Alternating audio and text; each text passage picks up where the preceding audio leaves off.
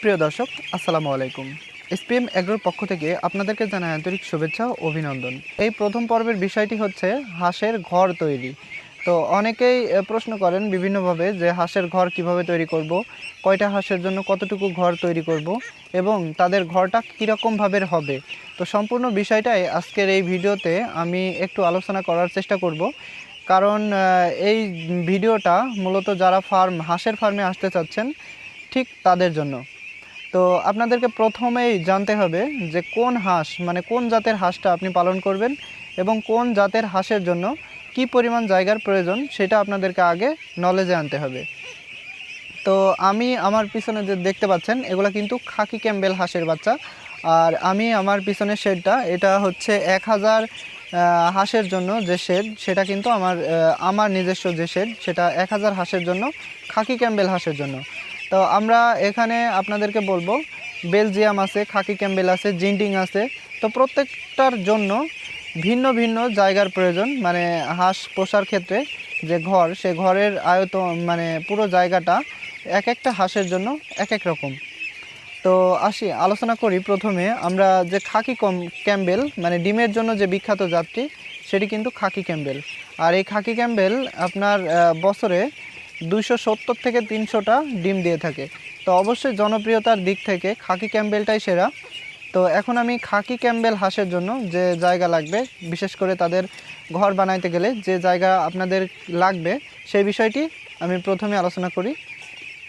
একটা খাকি ক্যাম্বেল হাঁসের জন্য আপনার জায়গার প্রয়োজন মোটামুটি 1.3 থেকে 1.5 স্কোয়ার ফিট, অর্থাৎ 1.5 স্কোয়ার ফিট হলে আপনার একটা খাকি ক্যাম্বেল হাঁসের জন্য পারফেক্ট জায়গা। এখন আপনি যখন ফার্মিংয়ে আসবেন তখন তো আর একটা হাঁস নিয়ে আসবেন না, তখন মূলত 500, 1000 বা 2000 এরকমভাবে হাঁস নিয়েই আপনি কিন্তু ফার্মিং স্টার্ট করবেন। তো সেই ক্ষেত্রে আমি বলবো আপনাদের যদি 500 হাঁস নিয়ে আপনারা শুরু করতে চান তাহলে আপনাদের যে শেডটা হবে সেটা মূলত 750 থেকে 800 স্কোয়ার ফিটে আপনারা সেই শেডটা প্রস্তুত করবেন। তাহলে হবে কি, আপনার ওই শেডের ভিতরে যে হাঁসগুলো থাকবে সেগুলার গরম বা এ ধরনের যে গরমেই যে রোগগুলো আসে সেগুলো কিন্তু অনেকাংশে কম আসবে। আর যদি আপনারা 1000 হাঁস পুষতে চান, মানে 1000 হাঁস আপনি রেডি করতে চান ডিম পর্যন্ত, বা ডিমে যে হাঁসগুলো আছে ওই হাঁসগুলো কিনে যদি আপনি হাঁসের ফার্ম স্টার্ট করতে চান তো তখন আপনার 1500 স্কোয়ার ফিট জায়গা লাগবে। আর একটা জিনিস, শুধু শেডের ভিতরেই 1500 স্কোয়ার ফিট হলে হবে না, কারণ এটা যেহেতু মুরগি না, সেহেতু যে পুরো একটা না যে শেডের ভিতরে আপনার এই হাঁসগুলো থাকবে এমনও না। তাহলে আমাদের শেডের যে বাইরে আমার যে হাঁসগুলো দেখতে পাচ্ছেন এখানে কিন্তু বাইরে হাঁসগুলো ঘোরাফেরা করছে। তো এরকম একটা জায়গা লাগবে যখন আপনি শেডের বাইরে দেবেন, সেটা মূলত 2 থেকে 3 স্কোয়ার ফিট, অর্থাৎ প্রত্যেকটা হাঁসের জন্য বাইরে 3 স্কোয়ার ফিট এবং ঘরের ভিতরে আপনার মোটামুটি 1.5 স্কোয়ার ফিট জায়গা হলেই কিন্তু এনাফ। এখন আপনি প্রশ্ন করতে পারেন যে আসলে যে ফাঁকা জায়গাটা এটা কি ঘরের সাথেই হইতে হবে না একটু দূরে হইলেও হবে?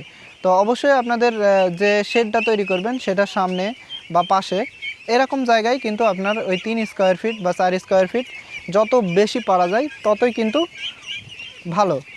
আর হাঁসটা বের হয়ে বিশেষ করে ঘরের ভিতরে তারা কিন্তু সব সময় থাকবে না, ঘরের থেকে বের হয়ে এই বাইরে কিন্তু বিচরণ করবে। এই যে আমাদের যে পিছনে দেখতে পাচ্ছেন যে হাঁসগুলা, এগুলা কিন্তু এখন আর ঘরে নেই। আর এই ঘরে না থাকার কারণে তাদের রোগবালাই কিন্তু অনেকাংশে কম হবে এবং ঘরের যে ভাবসা ভাব সেটা কিন্তু দিনের বেলায় চলে যাবে। আর রাত্রে আমাদের রুমের ভিতরে এই হাঁসগুলা থাকে।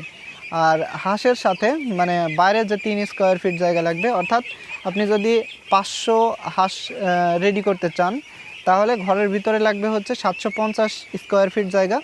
আর বাইরের যে উঠানটা মানে হাঁস ঘুরে বেড়ানোর জন্য সেটা মূলত 4 স্কোয়ার ফিট ধরলেও 4 পাশে 20, অর্থাৎ 2000 স্কোয়ার ফিট আপনার বাইরের যে বিচরণ এলাকা ওইটা লাগবে।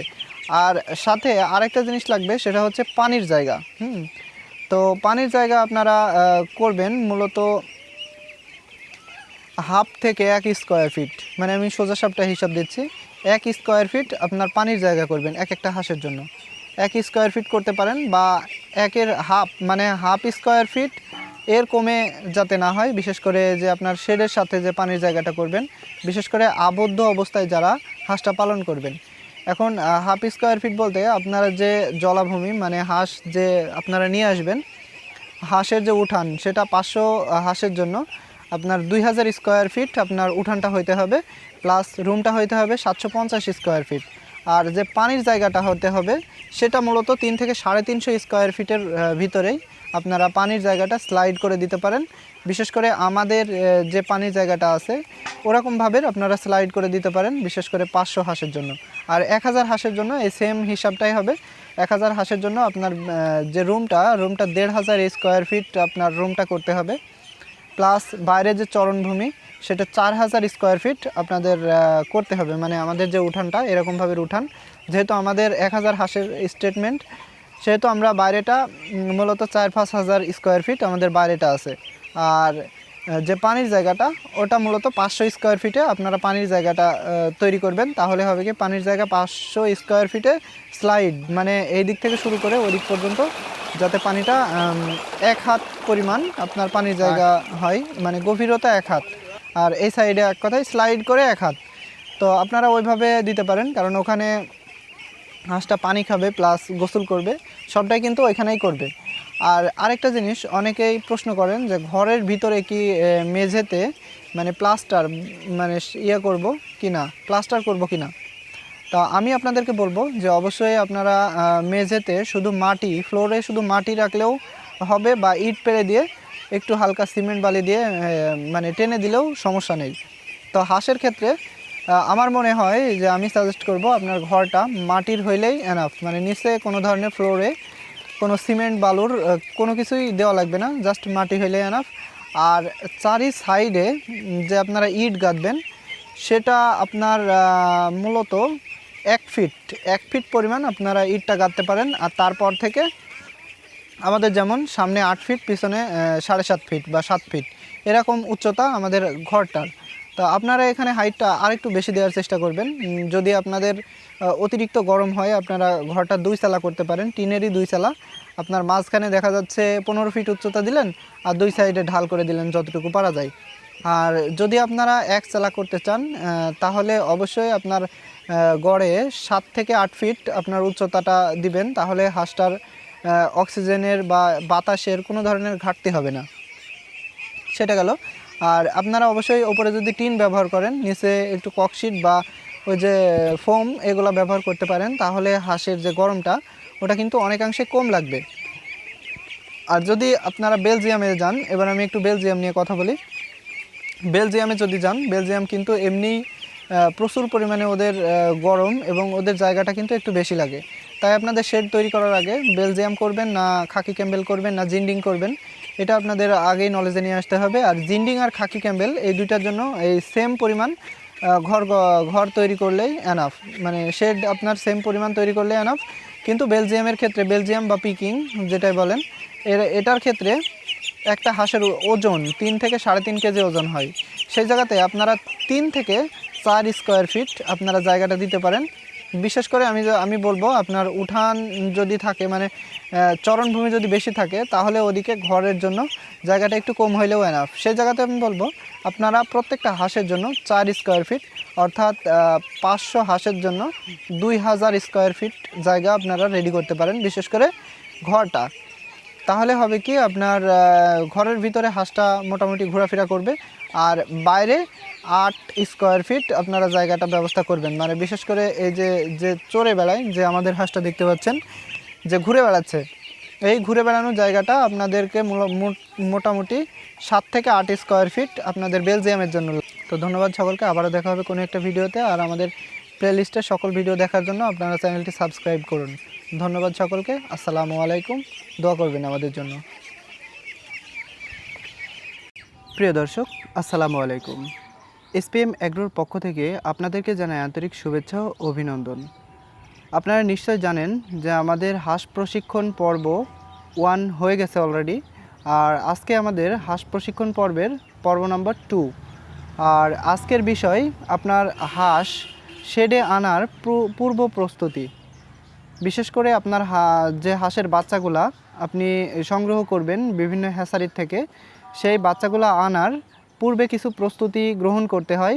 আর সেই পূর্ব প্রস্তুতি আপনি কি কি গ্রহণ করবেন সেই বিষয়ে আমাদের আজকের এই ভিডিওটা। তাই অবশ্যই যারা হাঁসের ফার্ম করতে চাচ্ছেন তারা আমাদের এই প্রশিক্ষণের প্রত্যেকটা পর্বই তাদের জন্য কিন্তু অতি গুরুত্বপূর্ণ। বিশেষ করে আজকের পর্বটা একদমই অতি গুরুত্বপূর্ণ বলতে কি, আজকের পর্বে যদি আপনি ফুল কন্টিনিউ না করেন ভিডিওটা, তাহলে কিন্তু আপনার বাচ্চার বিশেষ করে ব্রডিংয়ে মর্টিলিটির হার অনেক বেশি বেড়ে যাবে। তো সেই জন্য বলবো, যারা আমাদের হাঁসের ফার্মের এই পর্বগুলো দেখার ইচ্ছা পোষণ করছেন তারা অবশ্যই আমাদের চ্যানেলটি সাবস্ক্রাইব করে আমাদের পাশে থাকবেন। তো চলুন আমরা শুরু করি।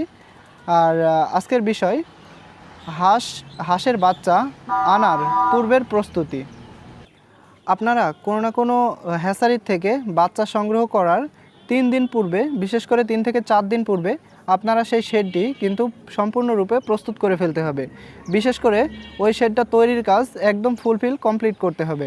তারপরেই 3 দিন আগে আপনাদের যে কাজটি করতে হবে সেটি হচ্ছে, প্রথমেই আপনারা জীবাণুনাশক স্প্রে করতে হবে। আর ওই জীবাণুনাশকটা অবশ্যই হতে হবে বাংলাদেশ ভেটেরিনারি সার্টিফাইড।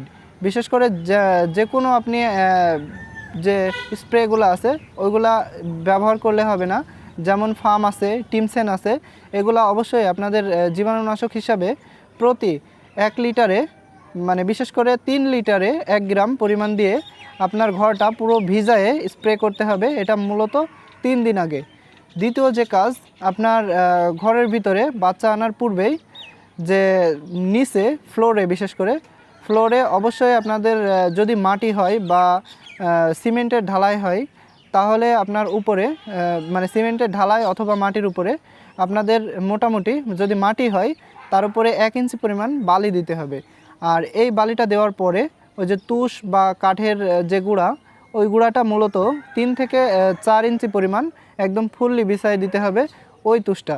আর এটা করতে হবে ওই যে টিমসেন এবং যে ফার্ম বা যে জীবাণুনাশক আপনি ব্যবহার করছেন সেই জীবাণুনাশক ব্যবহার করার পরেই, বিশেষ করে 1 দিন পরে আপনার এই তুষটা সুন্দরভাবে বিছাই দিতে হবে। আর তারপরেই আপনার হাঁস নিয়ে আসার আগে যে তুষের উপরে আবার আপনার হচ্ছে টিমসেন বা ফার্ম বা যে কোনো ধরনের জীবাণুনাশক সুন্দরভাবে স্প্রে করে সেটাকে কিন্তু শুকাই নিতে হবে।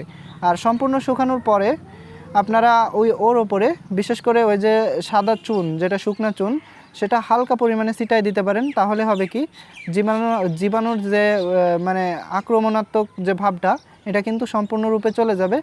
আর বাচ্চা রাখার পরে যদি পানি পড়ে, নিচে পানি পড়ে, তখন কিন্তু এক ধরনের পোকার সৃষ্টি হয়। আর সেই পোকাটা বিভিন্ন ধরনের জীবাণু বহন করে। আর সেই পোকাটা এড়ানোর জন্যই আপনারা কিন্তু এই যে চুনটা, এটা যদি হালকা পরিমাণে বিছাই দেন, ওই পোকার যে উপদ্রব সেটা কিন্তু অনেকাংশে কমে যাবে। কারণ ওই চুনটা শেষ পর্যন্ত কিন্তু ওই পোকা বিরোধী হিসাবেই কাজ করবে। আর তারপরে আপনারা ওই পুরো শেডটা শুকাই নেওয়ার পরে, বিশেষ করে 1 দিন আগেই আপনারা ওই যে সিট, এক কথায় কাপড় যে পাওয়া যায়, ওই কাপড়টা আপনাদের যে বাসা বাড়ির পুরাতন কাপড়, সেই কাপড়টা কিন্তু ওর উপরে সুন্দরভাবে বিছাই দিতে হবে এবং বিশেষ করে তুষের উপরে। আর তারপরে আপনাদের পানির পাত্র এবং খাবারের পাত্র আপনাদের সংগ্রহ করতে হবে। মূলত পানির পাত্র 30 থেকে 40টা হাঁসের জন্য, মানে 30 থেকে 40টা হাঁসের বাচ্চার জন্য একটা পানির পাত্র। অবশ্যই আপনারা এখানে ছোট পানির পাত্র ব্যবহার করতে হবে, কোনো ধরনের বড় পানির পাত্র এখানে দেওয়া যাবে না। আর শুধু পানির পাত্র দিলেই হবে না, ওই পানির পাত্রের ভিতরে সুন্দর করে যে মানে যে সিট, সুন্দর করে সিট ভিতরে দিয়ে দিতে পারেন। অথবা যে ছোট কাঁচের মার্বেল আছে, মানে ছোট ছোট যে কাঁচের মার্বেলগুলো পাওয়া যায়, ওই মার্বেলগুলো ওই পানির ভিতরে দিয়ে দিতে পারেন। কারণ এই যে ছোট বাচ্চাটা, এটা কিন্তু আসার পরে পানি খেতে যখন যাবে, তখন কিন্তু যদি মুখ বা মাথা ভিজাই ফেলে, তখনই কিন্তু তাদেরকে ঠান্ডায় আক্রমণ করবে, বিশেষ করে ঠান্ডা লেগে যাবে। আর সেই ঠান্ডা লাগা এড়াইতেই এই পানির পাত্রতে আপনারা ছোট ছোট মার্বেল ব্যবহার করতে পারেন।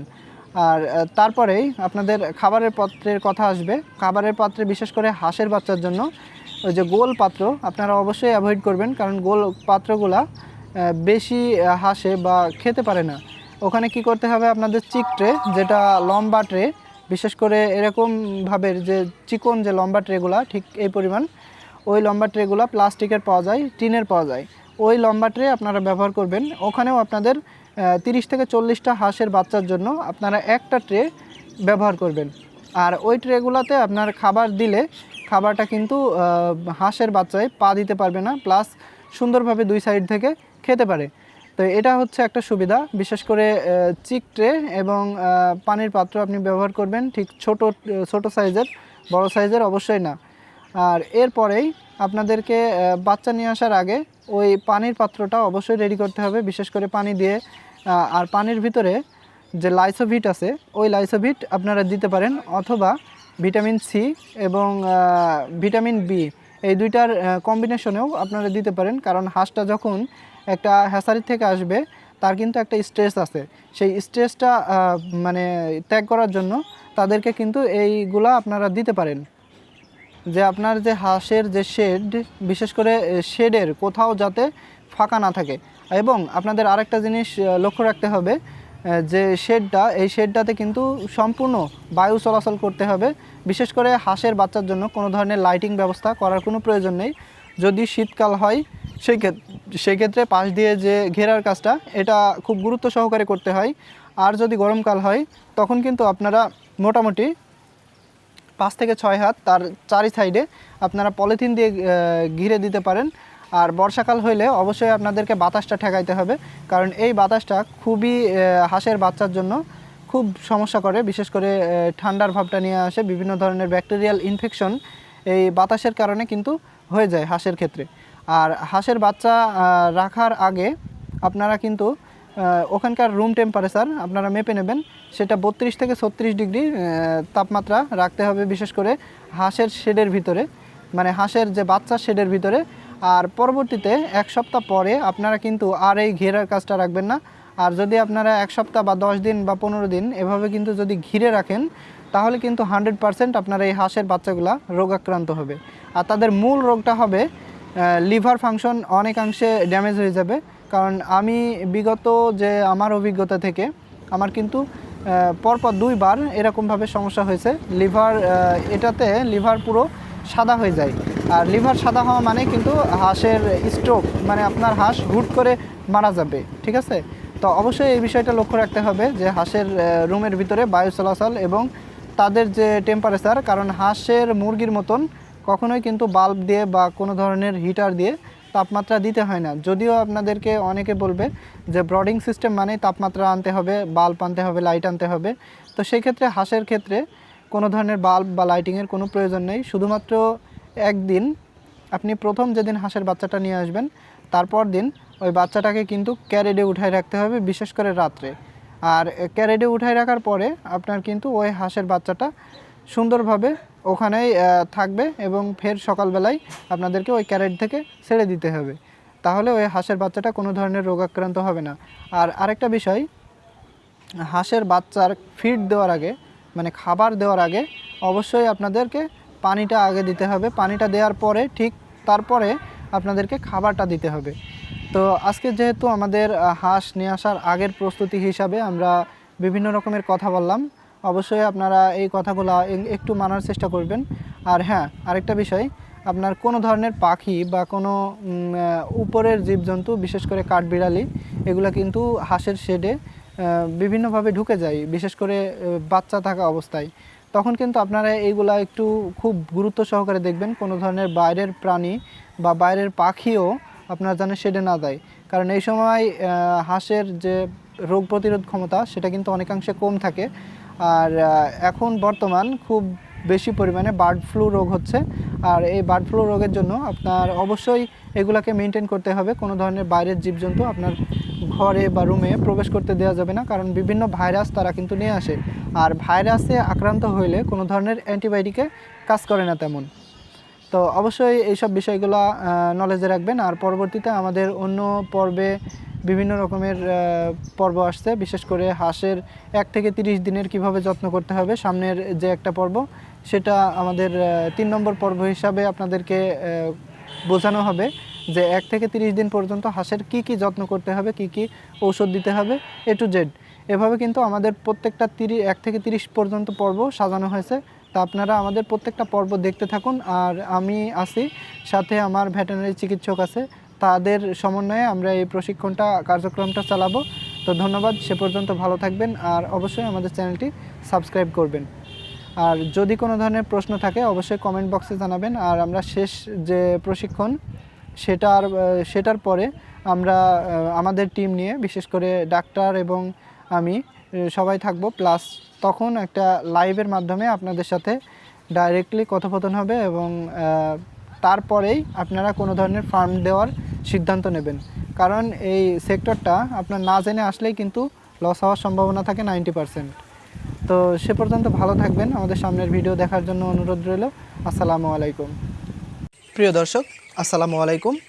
এসপিএম অ্যাগ্রোর পক্ষ থেকে আপনাদের জানাই আন্তরিক শুভেচ্ছা ও অভিনন্দন। আপনারা নিশ্চয় জানেন যে আমাদের হাঁস প্রশিক্ষণ গাইডলাইন নামে একটা day by day video upload হচ্ছে পর্ব আকারে। তো অবশ্যই সেই ভিডিওগুলোর পর্যায়ক্রমিকভাবে আজকে আমাদের চলছে তৃতীয় পর্ব। অবশ্যই প্রথম পর্ব এবং দ্বিতীয় পর্ব হয়ে গেছে। আর প্রথম পর্বের বিষয়টি ছিল হাঁসের ঘর তৈরি এবং দ্বিতীয় পর্বের বিষয়টি ছিল হাঁসের যে আপনারা জিরো বাচ্চা যখন কিনে নিয়ে আসেন তার আগে কি কি পদক্ষেপ গ্রহণ করতে হবে সেই বিষয়ে আমাদের দ্বিতীয় পর্ব হয়ে গেছে।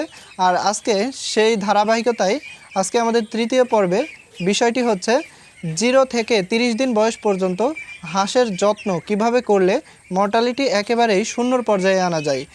প্রথমেই আমাদের যে বিষয়টি লক্ষ্য করতে হবে, একটা বাচ্চা বিশেষ করে 0 থেকে 7 দিন বয়স পর্যন্ত তাদের কিন্তু নিবিড় পর্যবেক্ষণে রাখতে হয়।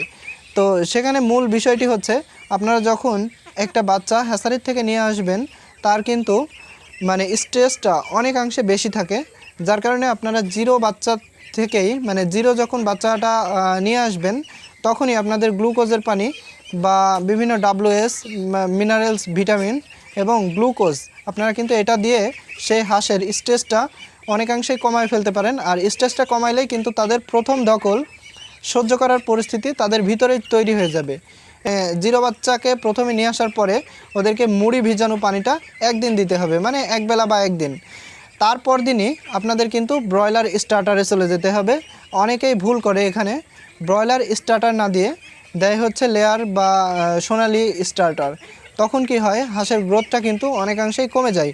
অনেকে বলেন যে আমি হাঁস যেহেতু ডিমের জন্য পালবো সেহেতু কেন ব্রয়লার স্টার্টার দেব। তো তাদের জন্য বলবো এটা ব্রয়লার আর এটা হচ্ছে হাঁস, এই দুইটাই কিন্তু পার্থক্য। এক কথায় আপনার হাঁসের প্রথমেই গ্রোথটা আপনার আনাটা অনেকটা জরুরি। বিশেষ করে 0 থেকে 14 দিন বয়স পর্যন্ত তাদের যদি অ্যাকুরেট গ্রোথ থাকে তবেই না আপনার 3 থেকে 3.5 বা 4 মাসে আপনি কিন্তু প্রপার ডিমটা পাবেন। অনেকেই বলে যে আমি 3.5 মাসে ডিম পেয়েছি, আবার অনেকে বলে যে আমি 6 মাসে ডিম পাচ্ছি কিংবা 6 মাস প্লাস, তবুও কিন্তু আশানুরূপ ফলন পাচ্ছি না। তাদের কিন্তু মূল যে দোষটা থাকে সেটা হচ্ছে 0 থেকে 14 দিন বয়সে খাবার ব্যবস্থাপনা। এখানে যদি আপনি লেয়ার গ্রোয়ার যে লেয়ার স্টার্টার যেটা আছে ওটা যদি আপনি ব্যবহার করেন তখন কিন্তু হাঁসের গ্রোথটা একেবারেই কম থাকবে, মানে বিশেষ করে 0 থেকে 14 দিন বয়স পর্যন্ত। আর এই 0 থেকে 14 দিন বয়সের পরে বিশেষ করে 21 দিনের পরে যে আমরা ডাক প্লেগের ভ্যাকসিনটা দিব, সেই ডাক প্লেগের ভ্যাকসিনটা যখন আমি পুশ করব তখন কিন্তু তাদের মাংসই খুঁজে পাওয়া যাবে না।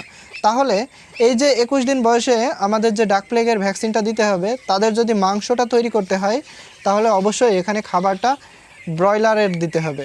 বিশেষ করে 0 থেকে 14 দিন বয়স পর্যন্ত ব্রয়লার স্টার্টার আমি খাওয়ানোর জন্য বলে থাকি। আর একটা জিনিস, গরমে অবশ্যই গরম যখন অতিরিক্ত গরম পড়বে তখন কিন্তু একটু হাঁসের মানে নিবিড় যত্নে রাখতে হয়, বিশেষ করে 0 থেকে 14 দিনের ভিতরে। এখানে কয়েকটা রোগের সম্ভাবনা হয়, যেমন 0 থেকে 1 সপ্তাহ বয়সের ভিতরে ঠান্ডার প্রকোপটা বেড়ে যায় এবং 1 সপ্তাহ থেকে 14 দিন বয়স পর্যন্ত হাঁসের হঠাৎ মর্টালিটি। আপনি হাঁসটাকে যখন তাড়াবেন, মানে জোরে যখন তাড়াবেন তখন কিন্তু হাঁসটা হঠাৎই স্ট্রোক করে এবং সেই স্ট্রোক করা অবস্থায় যদি আপনি হাঁসটা হাতে না নেন তখন কিন্তু সেই হাঁসটা সেখানেই মরে পড়ে থাকে হঠাৎ। তো এগুলা প্রত্যেকটা খামারই ফেস করে। অনেকেই জানে না যে এটা কেন এরকমভাবে কেন মারা যায়, সেই জিনিসটা কিন্তু জানে না। তো আজকের আমাদের ভিডিওতে এটাও আমি আলোচনা করব যে কেন ওই হাঁসটা ওইভাবে স্ট্রোক করে মারা যায়, আর সেটার সমাধান সম্পর্কেও আপনাদেরকে আজকে আলোচনা করব। তো যেহেতু আমাদের 0 থেকে 30 দিন বয়সী হাঁসের যত্ন এবং আমাদের মর্টালিটি কম করার জন্যই আমার এই কথাগুলো, সেহেতু আমাদের কথার ভিতরে ওটা অবশ্যই আনতে হবে। তো এখন 0 থেকে 7 দিন বয়স পর্যন্ত আপনারা অবশ্যই তাপমাত্রা সেটা অবশ্যই নিয়ন্ত্রণে রাখতে হবে। আপনাদের আরেকটা জিনিস আমি বলি, হাঁসের ক্ষেত্রে কোনো ধরনের লাইটিং বা কোনো ধরনের উপরে যে তাপের ব্রডিং সেটা কিন্তু লাগে না। অনেকে এটা ভুল করে কি ওই তাপের ব্রডিংটা দেয়, তারপরেও কিন্তু হাঁসের বিভিন্ন ধরনের সমস্যা পরবর্তীতে সৃষ্টি হয়। আর এই সমস্যা সৃষ্টির জন্য কিন্তু ওই তাপমাত্রাটাই দায়ী আমি মনে করি, বিশেষ করে আমার অভিজ্ঞতার আলোকে। তো অবশ্যই হাঁস নিয়ে আসার পরে আপনারা স্বাভাবিক টেম্পারেচারে রাখবেন, প্লাস নিচে অন্তত ওই যে হাঁসের যে নিচে সেখানে আপনারা তুষ বা গুঁড়ো ব্যবহার করতে পারেন, আর সেটা 3 থেকে 4 ইঞ্চি হইতে হবে। আমাদের কিভাবে রাখতে হবে এই বিষয়ে আমাদের যে দ্বিতীয় পর্ব আছে, এই দ্বিতীয় পর্বে কিন্তু সম্পূর্ণভাবে আলোচনা করা আছে যে হাঁসটা নিয়ে আসার পূর্বে আপনি কি কি পদক্ষেপ গ্রহণ করবেন। তো তাই আমি এটা আর বলছি না, যাদের আমাদের দ্বিতীয় পর্ব দেখা নেই অবশ্যই দ্বিতীয় পর্বটা দেখে আসবেন। আর আমি সামনে আগাই।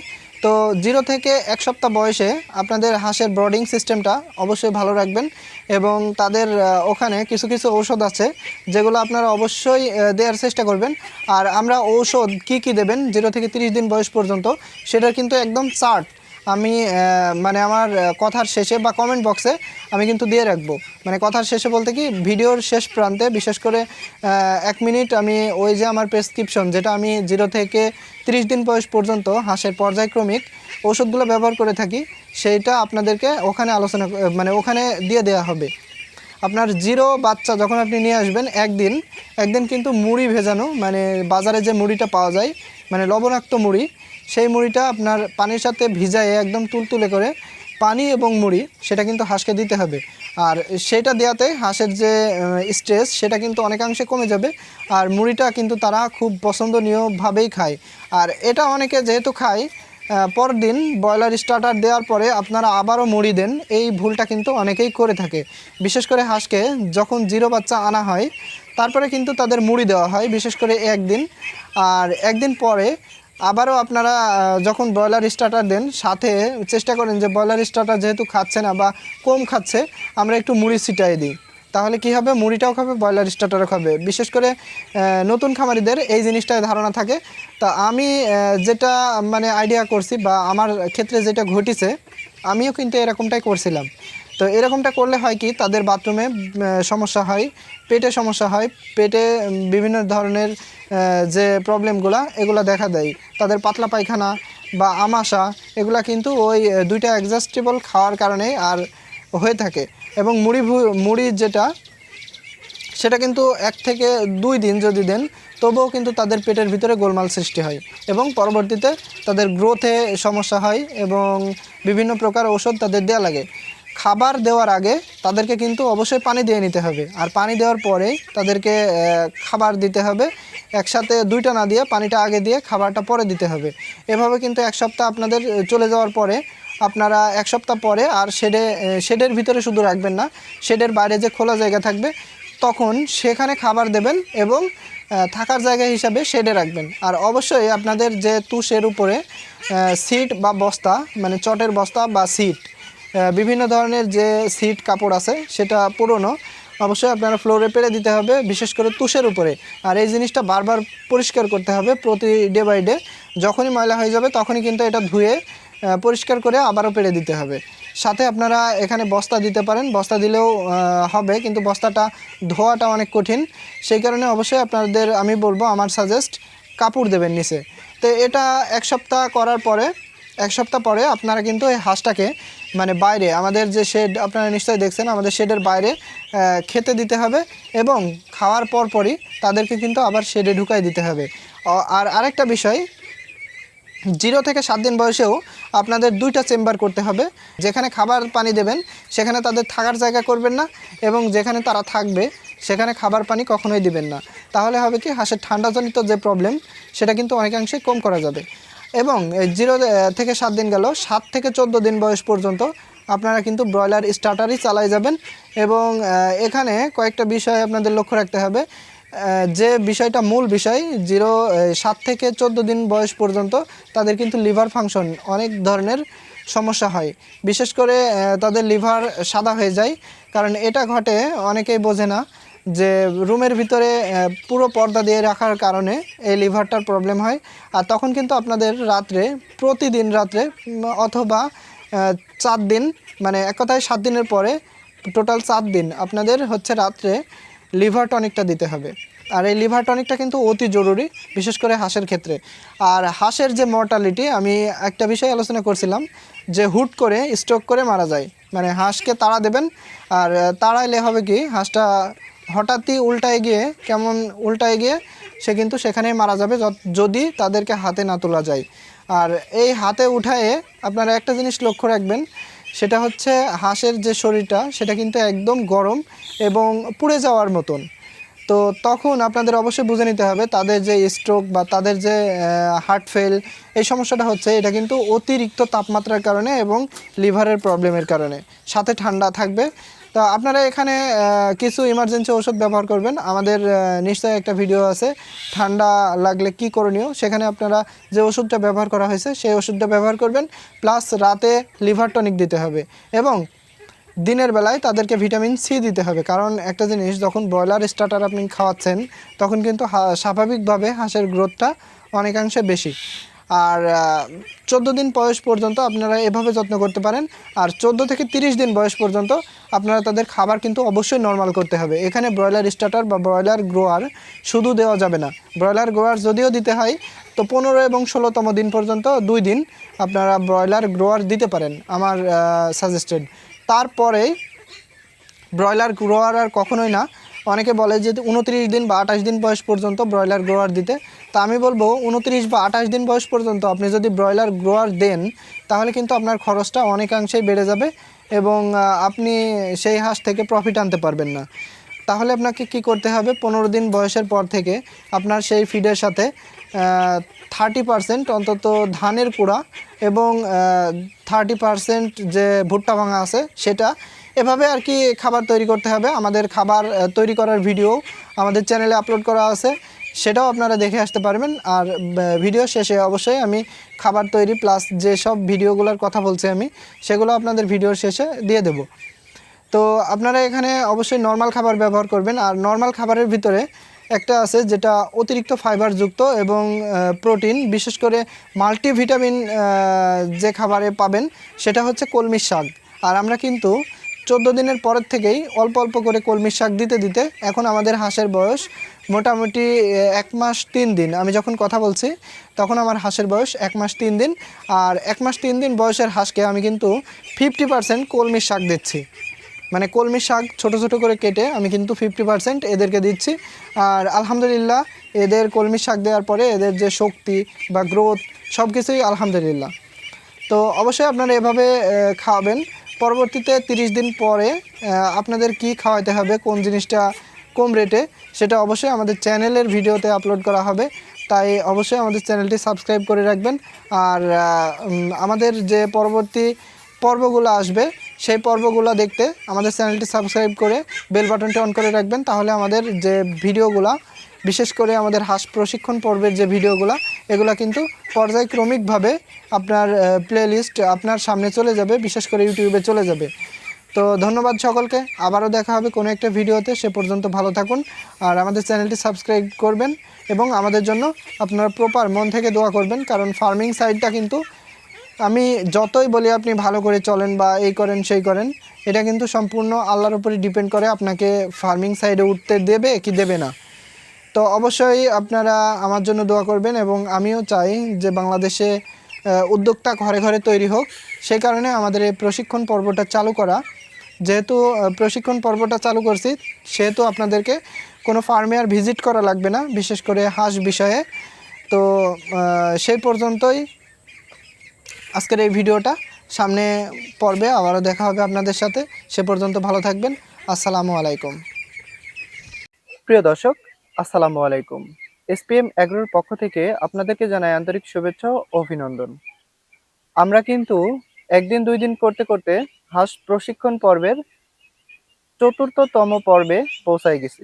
আর আজকের আমাদের বিষয় হলো হাঁসকে 30 দিন বয়স পর্যন্ত আপনারা কি খেতে দিবেন আর কি খেতে দিলে হাঁসের গ্রোথ এবং হাঁসের রোগবালাই অনেকাংশে কম হবে, সেই বিষয়ে আজকের পুরো আলোচনা করব। আর যারা আমাদের বিগত যে পর্বগুলো হয়ে গেছে, প্রথম, দ্বিতীয়, তৃতীয়, সেগুলা কিন্তু আপনারা দেখে আসতে পারেন আমাদের প্লেলিস্ট হাঁস প্রশিক্ষণ গাইডলাইন ফলো করে। যেহেতু আমাদের আজকের বিষয় হাঁসের খাবার ব্যবস্থাপনা, বিশেষ করে 30 দিন বয়স পর্যন্ত তাদের কি কি খাবার দিতে হয় এবং কতটুকু তারা খায়, সেই বিষয়ে আজকের এই ভিডিওটা। সেহেতু আমরা প্রথম একদিনের খাবার দিয়ে শুরু করি।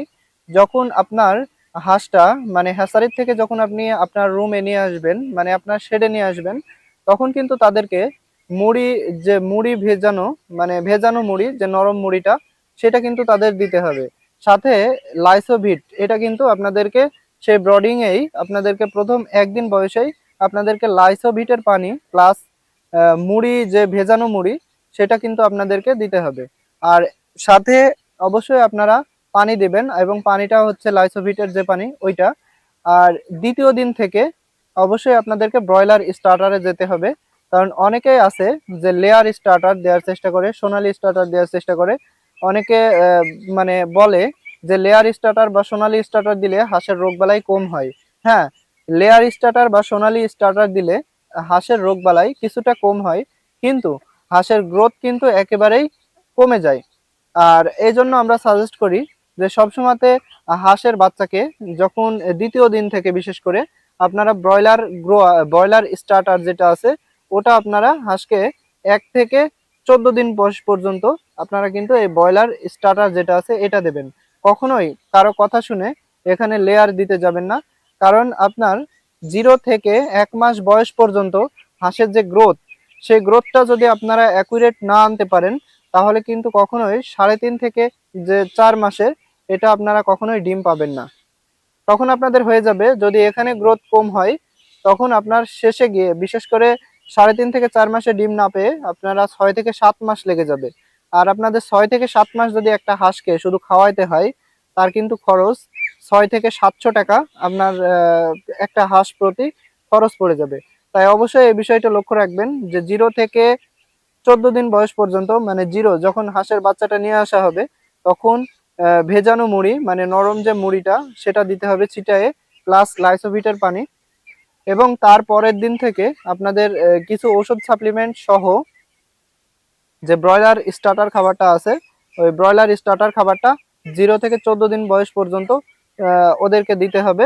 এবং 0 থেকে 14 দিনের ভিতরেই এদের এক একজনের গড় ওজন 600 থেকে 700 গ্রাম হয়ে যাবে। বিশেষ করে 14 দিনেই অন্তত হাফ কেজি প্লাস আপনার ওজন চলে আসবে। আর এই 14 দিনের ভিতরে কিছু কিছু মানে এদের যত্ন আছে, সেই যত্নগুলা সম্বন্ধে আমাদের গত যে তৃতীয় পর্বে যে ভিডিওটা হয়েছে, ওটা 1 থেকে 30 দিন বয়স পর্যন্ত হাঁসের যত্ন। তো ওখানে আমাদের কিন্তু ওখানে কিভাবে যত্ন করতে হবে, ব্রডিং এ কিভাবে যত্ন করতে হবে, অন্তত সেই জিনিসটা ওখানে দেওয়া আছে। এবং কি কি ঔষধ ব্যবহার করতে হবে সেটাও কিন্তু আপনার এই তৃতীয় পর্বে দেওয়া আছে।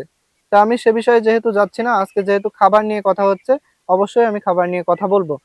তো আপনার 14 দিনের পরের থেকে 14 দিনের পরে আপনার মাত্র 2 দিন আপনি ব্রয়লার গ্রোয়ারটা ওদেরকে দিবেন। মানে ব্রয়লার গ্রোয়ারটা ফুললি 2 দিন, 2 থেকে 3 দিন, মানে 14 থেকে 15 16 17 এর ভিতরে আপনার ব্রয়লার গ্রোয়ারটা দিবেন। আর এই ব্রয়লার গ্রোয়ার দেওয়ার সময় অবশ্যই এদেরকে একটা ঠান্ডার ডোজ এবং লিভার টনিক, এগুলা কিন্তু আপনারা এই ব্রয়লার গ্রোয়ার চলাকালীন অবশ্যই আপনারা তাদেরকে করাই নেবেন। আর সাথে দুপুর বেলায় ভিটামিন সি, এটা কিন্তু খুবই জরুরি। ভিটামিন সি যেমন রোদ পড়লে, বিশেষ করে গরম পড়লে অতিরিক্ত ভিটামিন সি দিতে হয়, তেমনি কিন্তু যদি ঠান্ডার প্রকোপ আসে, এক কথায় যে কোনো ধকলে আপনাদেরকে দিনের বেলায় দুপুর বেলায় ভিটামিন সি দিতে হতে পারে। তাই অবশ্যই আপনাদের মাঝে মাঝে যখন অতিরিক্ত গরম বা অতিরিক্ত ঠান্ডা বা যে কোনো ধরনের আবহাওয়া সম্পর্কিত যে কোনো স্ট্রেস, আপনারা ভিটামিন সি দিলে তাদেরকে কিন্তু কেটে যাবে। আর যে আরেকটা বিষয়, সেটি হচ্ছে যখন আপনার 15 থেকে 16 দিনের পরে হয়ে যাবে, তখন কিন্তু ডাইরেক্টলি আর কোনো ধরনের ফিড, মানে অরিজিনালি শুধু ফিড কখনোই আর দেওয়া যাবে না। কারণ শুধু ফিড দিলে তার পরবর্তীতে যে অসুস্থতাগুলো আসে সেগুলো কিন্তু ঠেকানো অনেক মুশকিল। বিশেষ করে অনেক টাকা অ্যান্টিবায়োটিকে আমাদের ফুরায় যায় শুধু একটু আধটু ভুলের কারণে। তো সেই ভুলগুলো সংশোধন অবশ্যই করতে হবে। আর 15 থেকে 16 দিন পরে ওদেরকে যে খাবারটা দিতে হবে সেটা আমাদের মিক্সড খাবার, যেটা অনেক কম রেটে যে খাবারটা তৈরি করা যায়। এখানে আপনারা যে মিক্সড খাবার সেটা তৈরি করবেন, আপনার 30% দিবেন ধানের কুড়া। হ্যাঁ, মানে ধান ভানার পরে যে কুড়াটা 10 টাকা থেকে 11 টাকা বা 15 টাকা পর্যন্ত যে কেজি, ওই খাবারটা দেবেন 30%, প্লাস 40% দেবেন যে ভুট্টা ভাঙা সেটা। আর মাত্র 5% আপনারা দিবেন যে বাজারে যে খোলটা কিনতে পাওয়া যায় সেটা। আর সাথে বাকি যে পার্সেন্টেজ গুলো বাদ থাকলো, এগুলো আপনার চাল, তারপরে গমের আটা, এগুলো আপনারা ওর সাথে মিক্সড করবেন। আর যেটা গুরুত্বপূর্ণ, সেটা অবশ্যই আপনারা 100 কেজি খাবারে অন্তত 200 গ্রাম টক্সিন বাইন্ডার, তারপরে 100 গ্রাম মিনারেল প্রিমিক্স, মানে বিভিন্ন ভিটামিন যে আছে সেগুলা, সাথে যে আপনার বিভিন্ন সাপ্লিমেন্ট আছে, বিশেষ করে এখানে টক্সিন বাইন্ডারটা আমি বলবো যে খুব বেশি গুরুত্বপূর্ণ। সাথে আপনারা দিতে পারেন ডিসিপি। এটা এটা হচ্ছে হাঁসের ক্যালসিয়াম এবং বিভিন্ন ঘাটতি পূরণ করে। আর এই খাবারটার সাথে আপনার 10% অবশ্যই আপনার এখানে ব্রয়লার গ্রোয়ার ফিডটা অ্যাড করতে হবে। তাহলে হবে কি, আমাদের এই যে খাবারের মিক্সটার কথা বললাম, এটা মূলত 30 দিন পর্যন্ত চলবে আপনার খাবারটা। আর এই 30 দিনের ভিতরে আপনার ব্রয়লার গ্রোয়ার কিছুটা কমাই দেবেন, 10%-এর জায়গায় আস্তে আস্তে কমাই দেবেন। আর এখানে সাথে আপনাদের আরেকটা জিনিস মেনটেন করতে হবে। এই যে কলমির শাক বাজারে যেটা পাওয়া যায়, অন্তত 5 টাকা 10 টাকা কেজি আপনাদের পাওয়া যায়, সেই কলমির শাকটা অনেক ছোট করে কেটে তাদেরকে কিন্তু প্রথমে দিলেন আপনার 10%, যা খাবার খাবে টোটাল তার 10% কলমির শাকটা ব্যবহার করবেন। সেটা অবশ্যই ছোট ছোট করে কাটা হইতে হবে। আর ওইটা দেওয়ার পরে প্রথমে আপনার ব্যবহার করবেন 10%, বিশেষ করে 16 দিন বয়সে 10%, তারপরে 17 দিন বয়সে 12%, এভাবে কিন্তু বাড়াইতে বাড়াইতে আপনারা 30 দিনে যখন যাবে তখন কিন্তু সেটা অবশ্যই 50% হয়ে যাবে। 50% যাবে কলমির শাক, প্লাস 50% যাবে আমাদের এই মিক্সড খাবার। আর তখন কিন্তু যে ফিডের পরিমাণ, মানে ব্রয়লার গ্রোয়ার যে ফিড, সেটা 100 কেজিতে অবশ্যই 5 কেজিতে চলে আসবেন, মানে বিশেষ করে 5% দেওয়ার চেষ্টা করবেন। কারণ আমাদের উদ্দেশ্য হচ্ছে হাঁসটাকে ডিমে আনার আগ পর্যন্ত যাতে খাবার খরচটা একেবারেই কম আসে। একটা হাঁসের মানে দাম, যে খাবারটা আপনি খাওয়াবেন, টোটাল মিলে 350 থেকে 400-র উপরে যাতে না যায়, তো সেদিকে অবশ্যই খেয়াল রাখতে হবে। আর আমি যে হিসাব নিকাশটা দিলাম এটা অবশ্যই আবদ্ধ হাঁসের। আর যারা ছেড়ে পালন করেন তাদের তো কোনো টেনশনই নাই, অন্তত 15 দিন পরে তারা মাঠে যে খাওয়াবে হালকা পাতলা, মাঠে তো পুরোপুরি তাদেরকে চড়াই খাওয়াই নিয়ে আসবে। নিয়ে আসার পরে বাসায় আসার পরে ধান যে ভাঙা ভাঙা ধান, বিশেষ করে 14 থেকে আপনার 20 দিন বয়স পর্যন্ত তাদেরকে ভাঙা ধান দিতে হবে। আর ভাঙা ধান দিলে তাদের ওই পুষ্টির চাহিদাটা আপনার বাইরের থেকে পূরণ হয়ে এসে হালকা পাতলা যখন ধান খাবে তাদের কিন্তু শরীরটা এমনিতেই হার্ডি হয়ে যাবে। আর যদি খাবারে বিশেষ করে 20 দিন পর্যন্ত আপনারা যদি খাবারে কোনো ধরনের ঘাটতি না রাখেন, তখন তাদের যে ডাক প্লেগের ভ্যাকসিনটা দেওয়া হবে, সেই ডাক প্লেগের ভ্যাকসিনটা তারা কিন্তু সুন্দরভাবে সহ্য করবে বডিতে। আর ডাক প্লেগের ভ্যাকসিন দেওয়ার সময় অবশ্যই আপনারা জানেন যে মাংসে দিতে হয় ভ্যাকসিনটা। আর এই মাংসে দেওয়ার সময় যদি মাংসটা যদি না থাকে, তখন কিন্তু এই ভ্যাকসিনটা দেওয়া খুব মানে ঝামেলায় পড়তে হয়। বিশেষ করে হাড়ে ঠেকে যায় বা চামড়ার নিচে চলে যায়, এরকম ধরনের সমস্যা হয়। আর এরকম সমস্যা থেকে উঠে আসার জন্যই আপনাদের কিন্তু ব্রয়লার গ্রোয়ার যে ফিডটা, ওইটা কিন্তু আপনাদেরকে দিতে হবে 3 দিন, এবং ব্রয়লার স্টার্টার, বিশেষ করে আপনাদের ব্রয়লারকে যে খাবারটা খাওয়ায় সেটা আপনাদের দিতে হবে অবশ্যই ভালো কোম্পানির হতে হবে। আর আপনারা নিশ্চয়ই আমাদের যে বিগত সময়ে যে ভিডিওগুলো দেখছেন, আমার প্রথম জিরো বাচ্চা নিয়ে আসার পরে আমি কিন্তু একটু নর্মাল ফিড দিই। মানে বিভিন্ন কোম্পানি থাকা সত্ত্বেও আমি কিন্তু একটা কোম্পানির ফিড খাওয়াই, যেটা অনেক মানে বাংলাদেশে বলা যায় যে ওটাই নর্মাল ফিডের কোম্পানি। তা আমি বুঝি নাই, একটু গোলমাল হয়ে যাওয়ার কারণে, ফিডের গোলমালের কারণে আমার কিন্তু 1000 হাঁসের ভিতরে 150 হাঁস মারা গেছে। সে বিষয়টা অবশ্যই আমি চাই যে আমার যারা ভিডিও দেখবে বা আমার কথা শুনে যারা খামার করবে বা খামারে আসতে চাচ্ছেন, তারা যাতে এই ভুলটা না করেন। বিভিন্ন হয়তো 100-200 টাকা বাঁচাইতে গিয়ে আপনি একটা নর্মাল কোম্পানির ফিড খাওয়ালেন আপনার হাঁসকে, তো এভাবে যদি মারা যায় তাহলে কিন্তু আপনার পুরোটাই লস এবং মনের একটা কষ্ট। কারণ যেহেতু বাচ্চা নিয়ে আসার পরেই মনটা ভালো থাকে, যদি তারা মারা যায় তখন কিন্তু মনটা অনেকাংশেই খারাপ হয়ে যায়। তো অবশ্যই বলবো আপনারা ভালো ফিড খাওয়ানোর চেষ্টা করবেন। আর যেটা গুরুত্বপূর্ণ, আমি যেহেতু ঔষধ বিষয়ে আজকে কথা বলছি না, তারপরেও আমি কিছু ভিটামিন সম্বন্ধে বলছি। হাঁসের কেন্দ্র ভিটামিন বি এবং ভিটামিন বি1, বি2, বি6 এটা কিন্তু হাঁসের জন্য খুবই গুরুত্বপূর্ণ। কারণ হাঁস যে অনেক সময় পা খোড়া হয়ে যায় বা বিভিন্ন অঙ্গের সমস্যা হয়, এটা কিন্তু ভিটামিন বি এর ঘাটতির কারণে হয়ে থাকে। স্নায়বিক প্রবলেম বা স্নায়বিক দুর্বলতা সেটা কিন্তু ভিটামিন বি তে কাটে। তো অবশ্যই আপনারা খাবারের সাথে মিক্সড না করলেও আপনারা যে পানিটা দিবেন সেই পানিটা দেওয়ার পরে সেই পানিটার সাথে অবশ্যই আপনার ভিটামিন বি এই যে এই ঔষধটা অবশ্যই থাকতে হবে। আর 14 দিনের পরে আপনার জিঙ্ক খাওয়াইতে পারেন, কারণ জিঙ্ক হাঁসের চেহারা যেমন সুন্দর করে তেমনি কিন্তু হাঁসের পালক উঠাইতে সাহায্য করে, এই বিশেষ করে এই জিঙ্কটা। আর জিঙ্কে সামান্য অল্প ঠান্ডা যখন লাগে, বিশেষ করে অল্প অল্প ঠান্ডা, এই ঠান্ডার ক্ষেত্রেও কিন্তু জিঙ্ক কাজ করে। অনেকেই মনে করে জিঙ্ক একটা ভিটামিন জাতীয় জিনিস বা আহ, লবণ জাতীয় জিনিস। তো তাদেরকে বলবো যে আপনারা হ্যাঁ জানেন, ঠিক আছে, এটা ডাক্তারি ভাষায় ঠিক আছে। আমি আমার খামারের অভিজ্ঞতা থেকে বলছি, অল্প ঠান্ডাতে আপনারা ডক্সিভেট বা বিভিন্ন কিছু না দিয়ে আপনারা 3 বেলা জিঙ্ক চালান। আর জিঙ্ক চালাইলেই দেখবেন যে আপনার অসুস্থতা অনেকাংশেই কেটে গেছে। বিশেষ করে আমার অভিজ্ঞতা থেকে বললাম এটা। আর আমি একজন খামারি হয়ে অবশ্যই আপনাদেরকে কোনো ধরনের খারাপ যুক্তি বা ইউটিউবারদের মতন আমি কিন্তু গতানুগতিক কোনো যুক্তি দিব না। আর যারা আমাদের চ্যানেলটি সাবস্ক্রাইব করেননি অবশ্যই সাবস্ক্রাইব করবেন। আর সাবস্ক্রাইব করলে আমাদের যে হাঁস প্রশিক্ষণ পর্বের মূলত 1 মাস, বিশেষ করে এই আগস্ট মাসে আমরা হাঁস প্রশিক্ষণের সকল পর্ব শেষ করব ইনশাল্লাহ। আর প্রতিদিন ডে বাই ডে আমাদের একটা করে ভিডিও আপলোড হবে, সাথে 25টা ভিডিওর উপরে আমরা এই প্রশিক্ষণটা শেষ করব ইনশাল্লাহ। আর 25টা ভিডিও কি কি কোন কোন বিষয়ে হবে সেটা আমাদের প্রথম ভিডিওটা দেখে আসলে আপনারা এ টু জেড একটা ধারণা পেয়ে যাবেন। আর সেজন্য বলবো আমাদের চ্যানেলটি সাবস্ক্রাইব করে আমাদের পাশে থাকবেন। আর আমরা সবসময় চেষ্টা করি যে আমাদের ফার্ম বিষয়ে, আমাদের খুঁটিনাটি যে কোনো বিষয়ে আমরা কিন্তু একটা কোনো না কোনো ভিডিও আপলোড করে আপনাদেরকে দিয়ে দিই। আর সেই ভিডিওটা অবশ্যই আপনারা দেখবেন। এই প্রশিক্ষণের বাদেও আমরা প্রতিদিন সকাল 9টার দিকে, 9টা থেকে 10টার ভিতরে আমরা একটা ভিডিও আপলোড করি। সেটা আমাদের ফার্মের বিভিন্ন আনুষঙ্গিক কাজ এবং আমার ফার্মের কি আপডেট কি হলো না হলো এ টু জেড আমাদের সেই ভিডিওতে আপনাদেরকে দেখানোর চেষ্টা করি। আর সন্ধ্যা 6টা থেকে 7টা, 8টা, 9টার ভিতরে আমাদের কিন্তু এই প্রশিক্ষণ পর্বের যে ভিডিওগুলা সেগুলা পর্যায়ক্রমিকভাবে আপলোড হয়। তো অবশ্যই আমাদের চ্যানেলটি সাবস্ক্রাইব করে বেল বাটনটি অন করে রাখবেন, তাহলে হবে কি হাঁস বিষয়ে সকল আপডেট প্লাস আমাদের যে গাইডলাইন সম্পূর্ণ আপনারা পেয়ে যাবেন। তো ধন্যবাদ সকলকে, আবারও দেখা হবে কোনো একটা ভিডিওতে। সে পর্যন্ত ভালো থাকবেন এবং আমাদের জন্য দোয়া করবেন।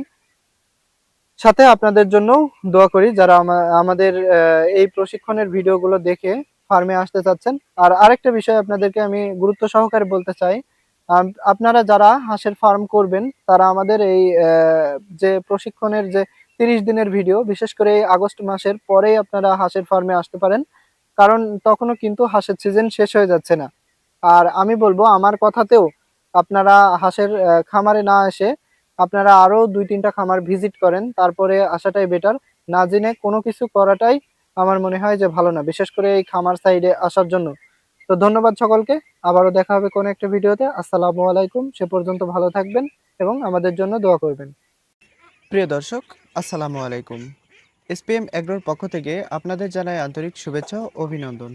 আপনারা নিশ্চয় জানেন আমরা একটা হাঁস প্রশিক্ষণ গাইডলাইন নামে একটা প্লেলিস্ট চালু করছি, যেখানে পর্যায়ক্রমিক ডে বাই ডে আমরা হাঁস প্রশিক্ষণের বিভিন্ন বিষয়বস্তু নিয়ে আমরা সেখানে আলোচনা করছি।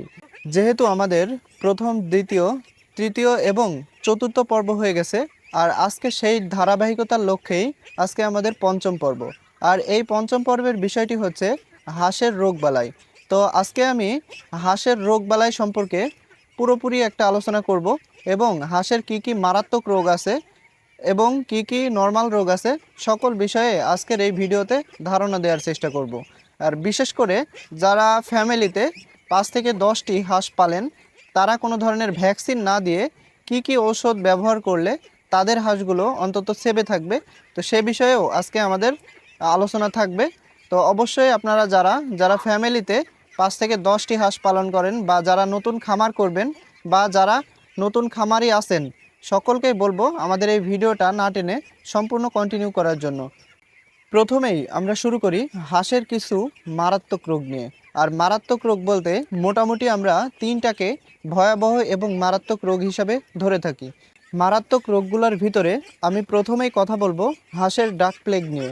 আর আসলে হাঁসের ডাক প্লেগ হইলে যেমন মর্টালিটি বেড়ে যায়, তেমনি কিন্তু খামারের যে প্রোডাকশন সেটা কিন্তু একেবারেই জিরো পর্যায়ে চলে আসে। তো চলুন আমরা ডাক প্লেগ সম্পর্কে একটু বিস্তারিত আলোচনা করি।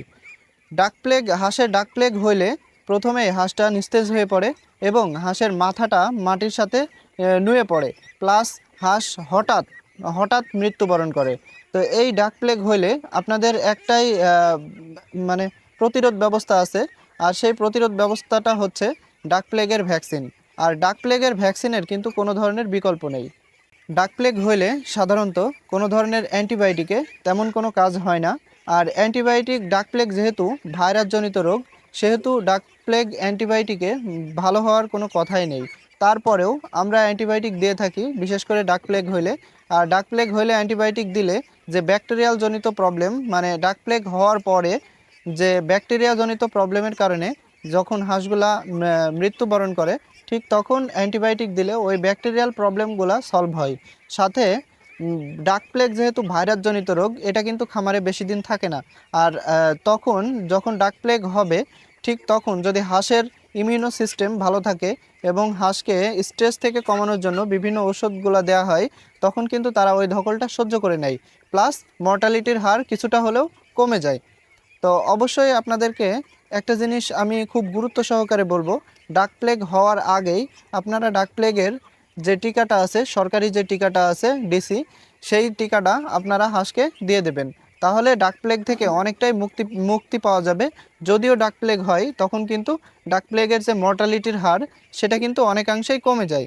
এখন দ্বিতীয় বিষয়টায় আসি। দ্বিতীয় যে মারাত্মক রোগটা আছে সেটি হচ্ছে হাঁসের যে ফাউল কলেরা। বিশেষ করে হাঁসের ফাউল কলেরা হইলে হাঁসের মর্টালিটির হার যদিও কম থাকে, হাঁসের অসুস্থতার হার এটা কিন্তু অনেকাংশেই বেড়ে যায়।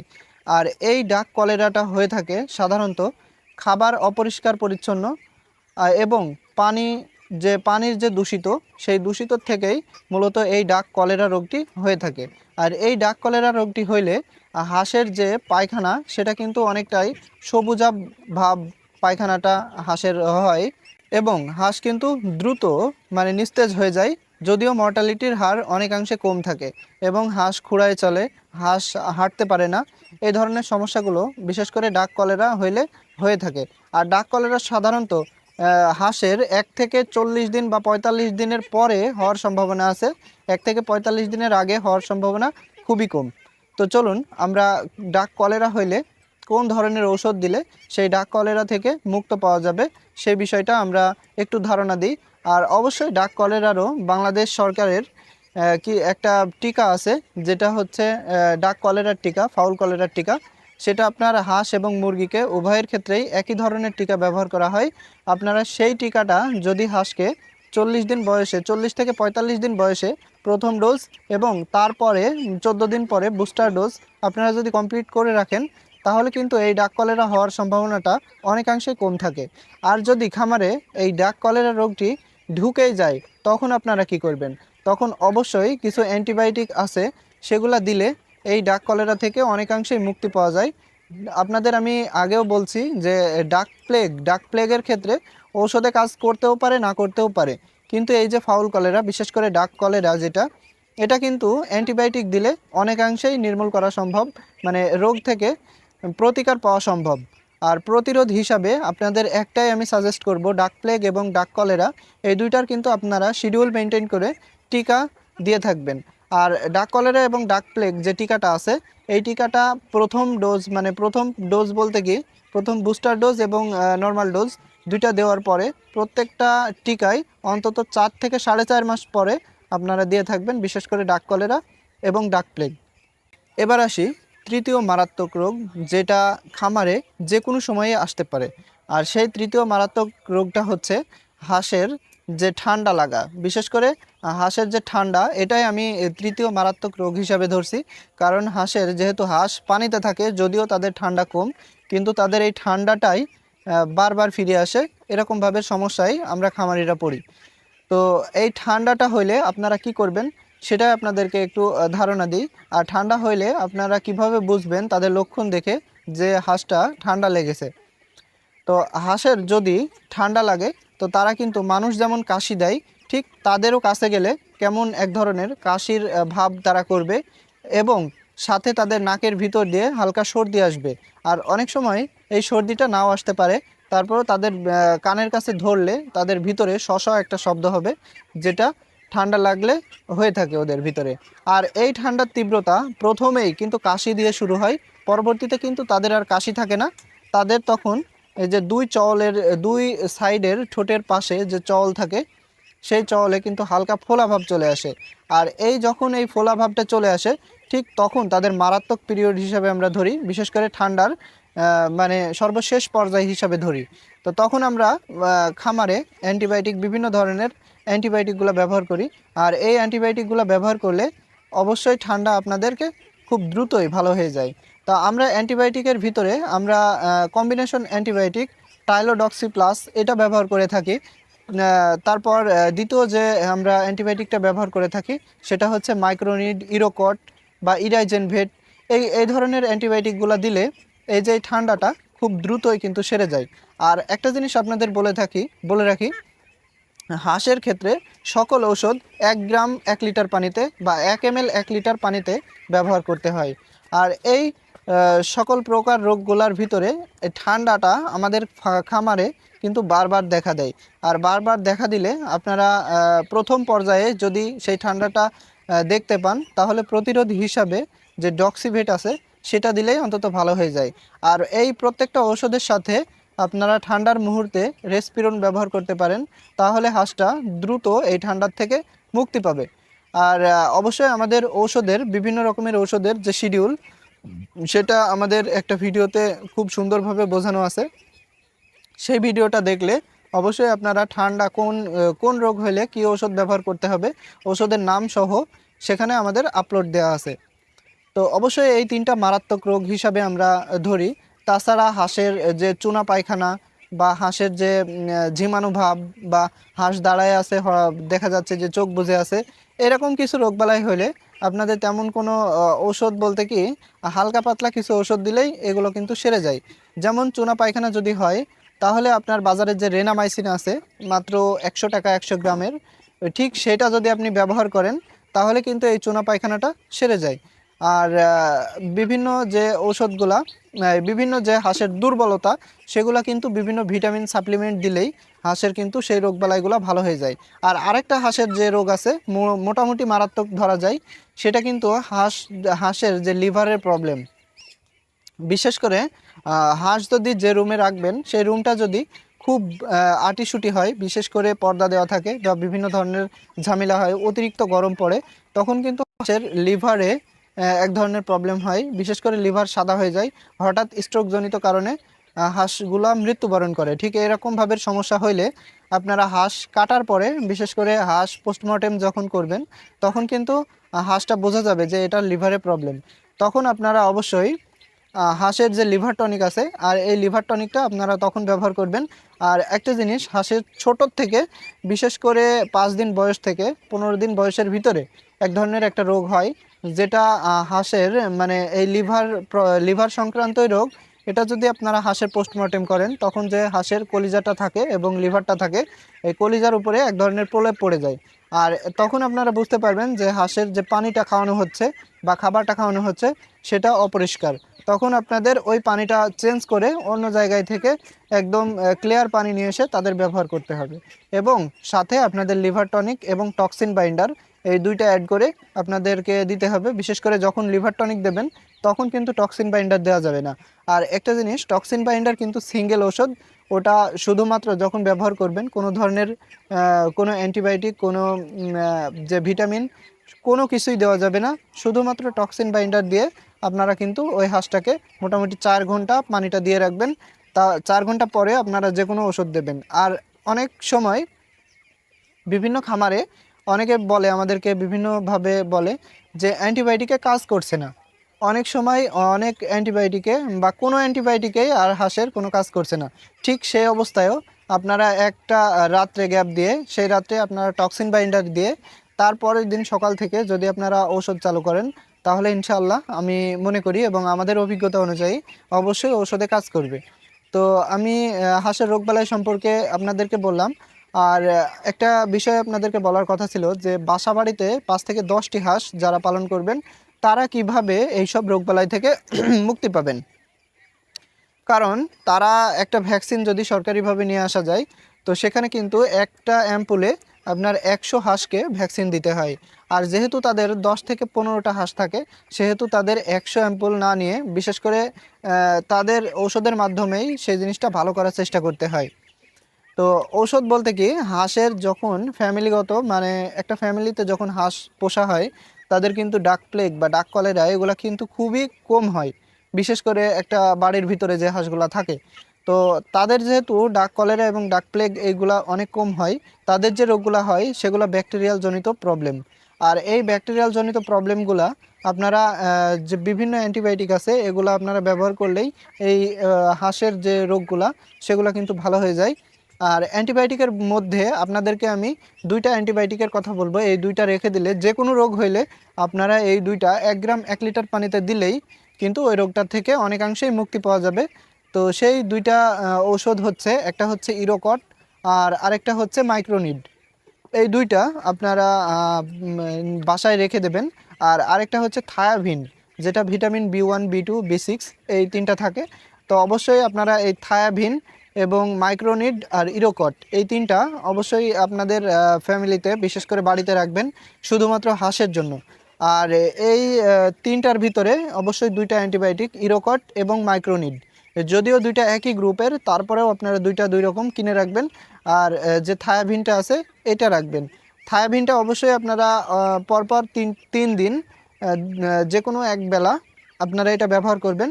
আর যখন হাঁসটা অসুস্থ হবে বা মনে হচ্ছে যে অসুস্থ হচ্ছে, সেটা ঠান্ডা হোক বা চুনা পায়খানা হোক বা বিভিন্ন ধরনের যেসব সমস্যাগুলো হোক, তখন তাদের ওই ইরোকট 1 গ্রাম 1 লিটার পানিতে দিয়ে আপনারা সেই হাঁসটাকে খাওয়াই দেবেন।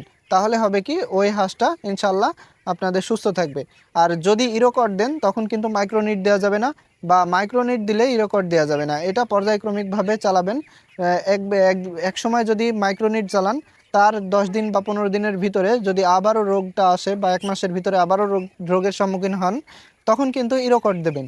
ঠিক এভাবেই আপনারা যদি হাঁসের মানে ট্রিটমেন্টগুলো চলেন আর প্রতিরোধ হিসাবেও আপনারা প্রতি 1 মাস অন্তর অন্তর এই ডোজগুলো কমপ্লিট করাইতে পারেন, তাহলে হবে কি হাঁসের রোগবালাই আপনাদের ফ্যামিলিতে ইনশাল্লাহ হবে না। তো অবশ্যই আপনারা আমাদের জন্য দোয়া করবেন। আর পরবর্তী যে আমাদের প্রশিক্ষণের ভিডিওগুলো সেগুলো আপনারা দেখার চেষ্টা করবেন। এছাড়া আমাদের চ্যানেলে আমাদের নিজস্ব ফার্মের ভিডিওগুলো আমরা ডে বাই ডে আপলোড দিয়ে থাকি। তো আপনাদেরকে অবশ্যই দেখার অনুরোধ রইল যে আমাদের ফার্মের আনুষঙ্গিক আপডেট যে ভিডিওগুলো অবশ্যই আপনারা দেখবেন। আর পরবর্তী ভিডিও আসা পর্যন্ত অবশ্যই ভালো থাকবেন। আসসালামু আলাইকুম। দেখা হবে আবারও কোনো একটা ভিডিওতে। হাঁস পালনকারীদের সবচেয়ে বড় দুঃস্বপ্ন হলো ডাক প্লেগ।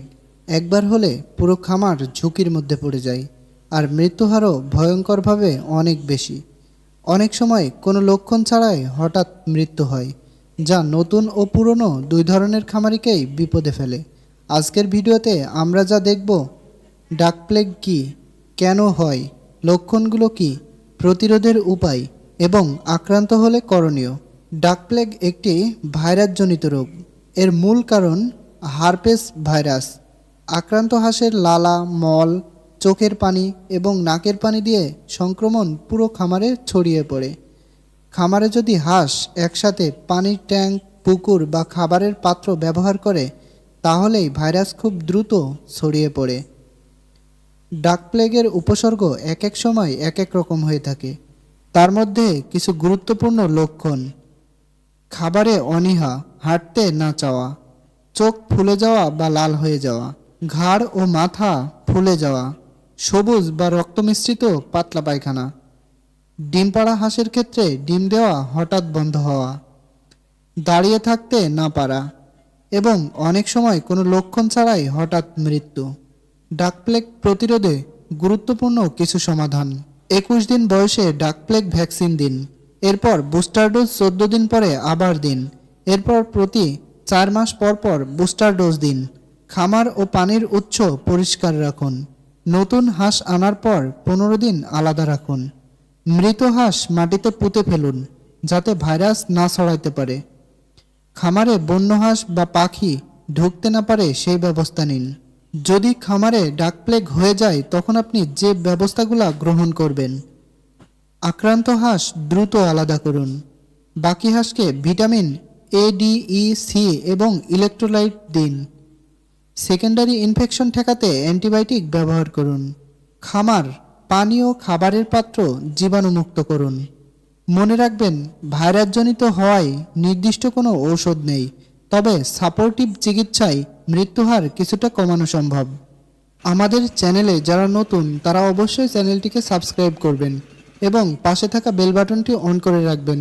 পরবর্তীতে হাঁসের যে কোনো ভিডিও আপনার সামনে খুব দ্রুত চলে যাবে। আপনাদের সকল প্রকার মতামত আমাদের কমেন্ট বক্সে জানাতে পারেন। ইনশাল্লাহ আমরা সেই কমেন্টগুলোর খুব দ্রুত রিপ্লাই দেওয়ার চেষ্টা করব। ধন্যবাদ সকলকে। আসসালামু আলাইকুম। প্রিয় দর্শক, আসসালামু আলাইকুম। আপনারা নিশ্চয়ই অপেক্ষায় আছেন, আমরা একটা ঔষধের শিডিউল দেব এটা বলছিলাম, বিশেষ করে তৃতীয় কি চতুর্থ পর্বে হাঁসের রোগবালাই বা হাঁসের ঔষধ যে আমরা কথা বলছিলাম, তখন আমি বলেছিলাম আপনাদেরকে যে একটা ঔষধের যে শিডিউল, মানে 0 থেকে 30 দিন পর্যন্ত আপনারা কি কি ঔষধ কোন সময় ব্যবহার করবেন সেরকম একটা চার্ট আমি কমেন্ট বক্সে দিব বলছিলাম।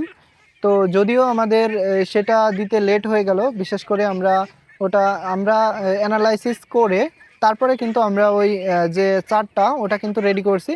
তো এখানের কমেন্ট বক্স, মানে এই ভিডিওর যে কমেন্ট বক্স, সেখানেও আমরা চার্টটা দিয়ে দেব। তো অবশ্যই আমাদের চার্টটা রেডি, তো সেই জন্যই আজকে আমি এই ভিডিওতে আসা। তো আমাদের সেই চার্টে আমি আরেকটু যদি ওষুধ নিয়ে আমি কথা বলি, আমি একটু আপনাদের ক্লিয়ার করে দিই আমাদের সেই চার্ট দেখেই। তো অবশ্যই আমাদের এই চার্টটা আপনার মোটামুটি 21 দিন পর্যন্ত আমরা কিন্তু ঔষধ সাজাইছি। 21 দিন পর্যন্ত আপনারা হাঁসকে কিভাবে যত্ন করবেন, মানে একদম 0 থেকে 21 দিন পর্যন্ত। আর 21 দিন পর্যন্ত বলতে কি, আমি যদি একটু বলে দিই আমাদের যে চার্টে আমি করছি, বাচ্চা যখন আপনারা নিয়ে আসবেন, বিশেষ করে বাচ্চাটা ছাড়ার সময় যে ঔষধটা আপনারা দিবেন সেটা হচ্ছে লাইসোভিট, এবং সাথে যে মুড়ি যে বাজারে মুড়িটা পাওয়া যায় ওটা কিন্তু এই লাইসোভিটের পানিতেই ভিজায়ে, ওই ভিজানো নরম তুলতুলা যে মুড়িটা, ওই মুড়িটাই কিন্তু ছিটাই দিতে হবে, তাদের এক্সট্রা কোনো পানি দেওয়ার দরকার নেই। আর যদি চান হালকা পানি দিতে পারেন, আর পানি তারা তখন খাবে না। তো অবশ্যই দ্বিতীয় দিন থেকে তারা খাওয়া দাওয়া শুরু করবে, প্লাস তাদের যে মুভমেন্ট সেটা কিন্তু তারা শুরু করবে। তো দ্বিতীয় দিন হইতে একদম পুরো 6 দিন পর্যন্ত আপনারা এই 5 দিন আপনাদের যে বাচ্চাদের তাদের চালাবেন অ্যামোক্সাসিলিন এবং অ্যান্ড্রোসিন, এই দুইটা 1 গ্রাম অ্যামোক্সাসিলিন 1 গ্রাম 1 লিটার পানিতে, এবং অ্যান্ড্রোসিন বা অ্যান্ড্রোফ্লক্সাসিন যেটাই বলেন, দুইটাই এক গ্রুপ অ্যান্ড্রোফ্লক্সাসিন, এইটা কিন্তু 1 ml 1 লিটার পানিতে। আর সাথে আমাদের যে মিনারেল প্রিমিক্স আছে বিভিন্ন মাল্টিভিটামিন, বিশেষ করে রেনা WS, এটা অবশ্যই আপনার 1 গ্রাম 2 লিটার পানিতে ব্যবহার করে ওই বাচ্চাদেরকে দিতে হবে পরপর 5 দিন, বিশেষ করে দ্বিতীয় দিন হতে 6তম দিন পর্যন্ত, এবং 7ম দিন হইতে 11 দিন পর্যন্ত কোনো ধরনের অ্যান্টিবায়োটিক আর দেওয়া যাবে না। এখানে আপনাদের ব্যবহার করতে হবে থায়াভিন, ঠিক আছে, যেটা ভিটামিন B1 B2 1 গ্রাম 1 লিটার পানিতে। আর এটাও পরপর 5 দিন ব্যবহার করবেন, তাহলে 10 দিন হয়ে গেল। আর 12 দিন হইতে 16 দিন পর্যন্ত পরপর 5 দিন ভিটামিন যেটা আছে ADE, ওটা 1 লিটার পানিতে, সরি 1 মিলি আপনার 2 লিটার পানিতে ওটা ব্যবহার করতে হবে। পরে সারাদিন, মানে এটা হচ্ছে সকালে, এবং পরে সারাদিন ক্যালসিয়াম 1 গ্রাম 1 লিটার পানিতে, বিশেষ করে দুপুর থেকে বিকেল পর্যন্ত আপনার 1 গ্রাম 1 লিটার পানিতে যে ক্যালসিয়ামটা আছে সেটা ব্যবহার করতে হবে। আর রাতে অবশ্যই 1 মিলি 2 লিটার পানিতে লিভার টনিক আপনাদেরকে দিতে হবে, বিশেষ করে আপনার 12তম দিন থেকে 16তম দিন পর্যন্ত। আর 17 দিন থেকে 21 দিন পর্যন্ত পরপর 5 দিন, আপনি 16 থেকে 20 দিন পর্যন্ত এটা কন্টিনিউ করতে পারেন। এখানে হচ্ছে টাইলোসিন প্লাস ডক্সিভেট, বিশেষ করে এই সময় ঠান্ডার একটা প্রকোপ থাকে, আর এই ঠান্ডার জন্য, ঠান্ডা থাক বা না থাক, আমাদের এই ডোজটা কমপ্লিট করাবেন টাইলোসিন প্লাস ডক্সিভেট 1 গ্রাম 1 লিটার পানিতে। এটা আপনাদের আরেকটা কোম্পানি পাওয়া যায়, বিশেষ করে এসিআই কোম্পানির টাইলোডক্সি প্লাস যদিও এটা মার্কেটে অনেক কম। এটা আপনারা সংগ্রহ করলে শুধু সেইটা আপনারা দিতে পারেন 1 গ্রাম 1 লিটার পানিতে। আর এখানে আমাদের ভ্যাকসিন শিডিউল সম্পর্কেও আপনাদেরকে ধারণা দেওয়া আছে। ডাক প্লেগের প্রথম ডোজ আপনারা অবশ্যই 22 দিন থেকে 25 দিনের ভিতরে রানের মাংসে দিয়ে দিবেন। আর দ্বিতীয় ডোজ 43 দিন বয়সে রানের মাংসে এটাও যাবে। আর ডাক কলেরা প্রথম ডোজ 55 দিন বয়সে, মানে 55 থেকে 60 দিন বয়সের ভিতরে আপনার এই ডোজটা কমপ্লিট করতে হবে। আর এটা অবশ্যই ঘাড়ের চামড়ার নিচে যাবে। আর ডাক কলেরা দ্বিতীয় ডোজ সেটা হচ্ছে 76 দিন বয়সে, মানে 76 থেকে 80 দিন বয়সের ভিতরে আপনার এইটা যাবে ঘাড়ের চামড়ার নিচে, মানে এটা বুস্টার ডোজ, যেটা 15 দিন বা 20 দিন পরে দেওয়া হচ্ছে। এটা অবশ্যই আপনারা জানেন যে এটা বুস্টার ডোজ।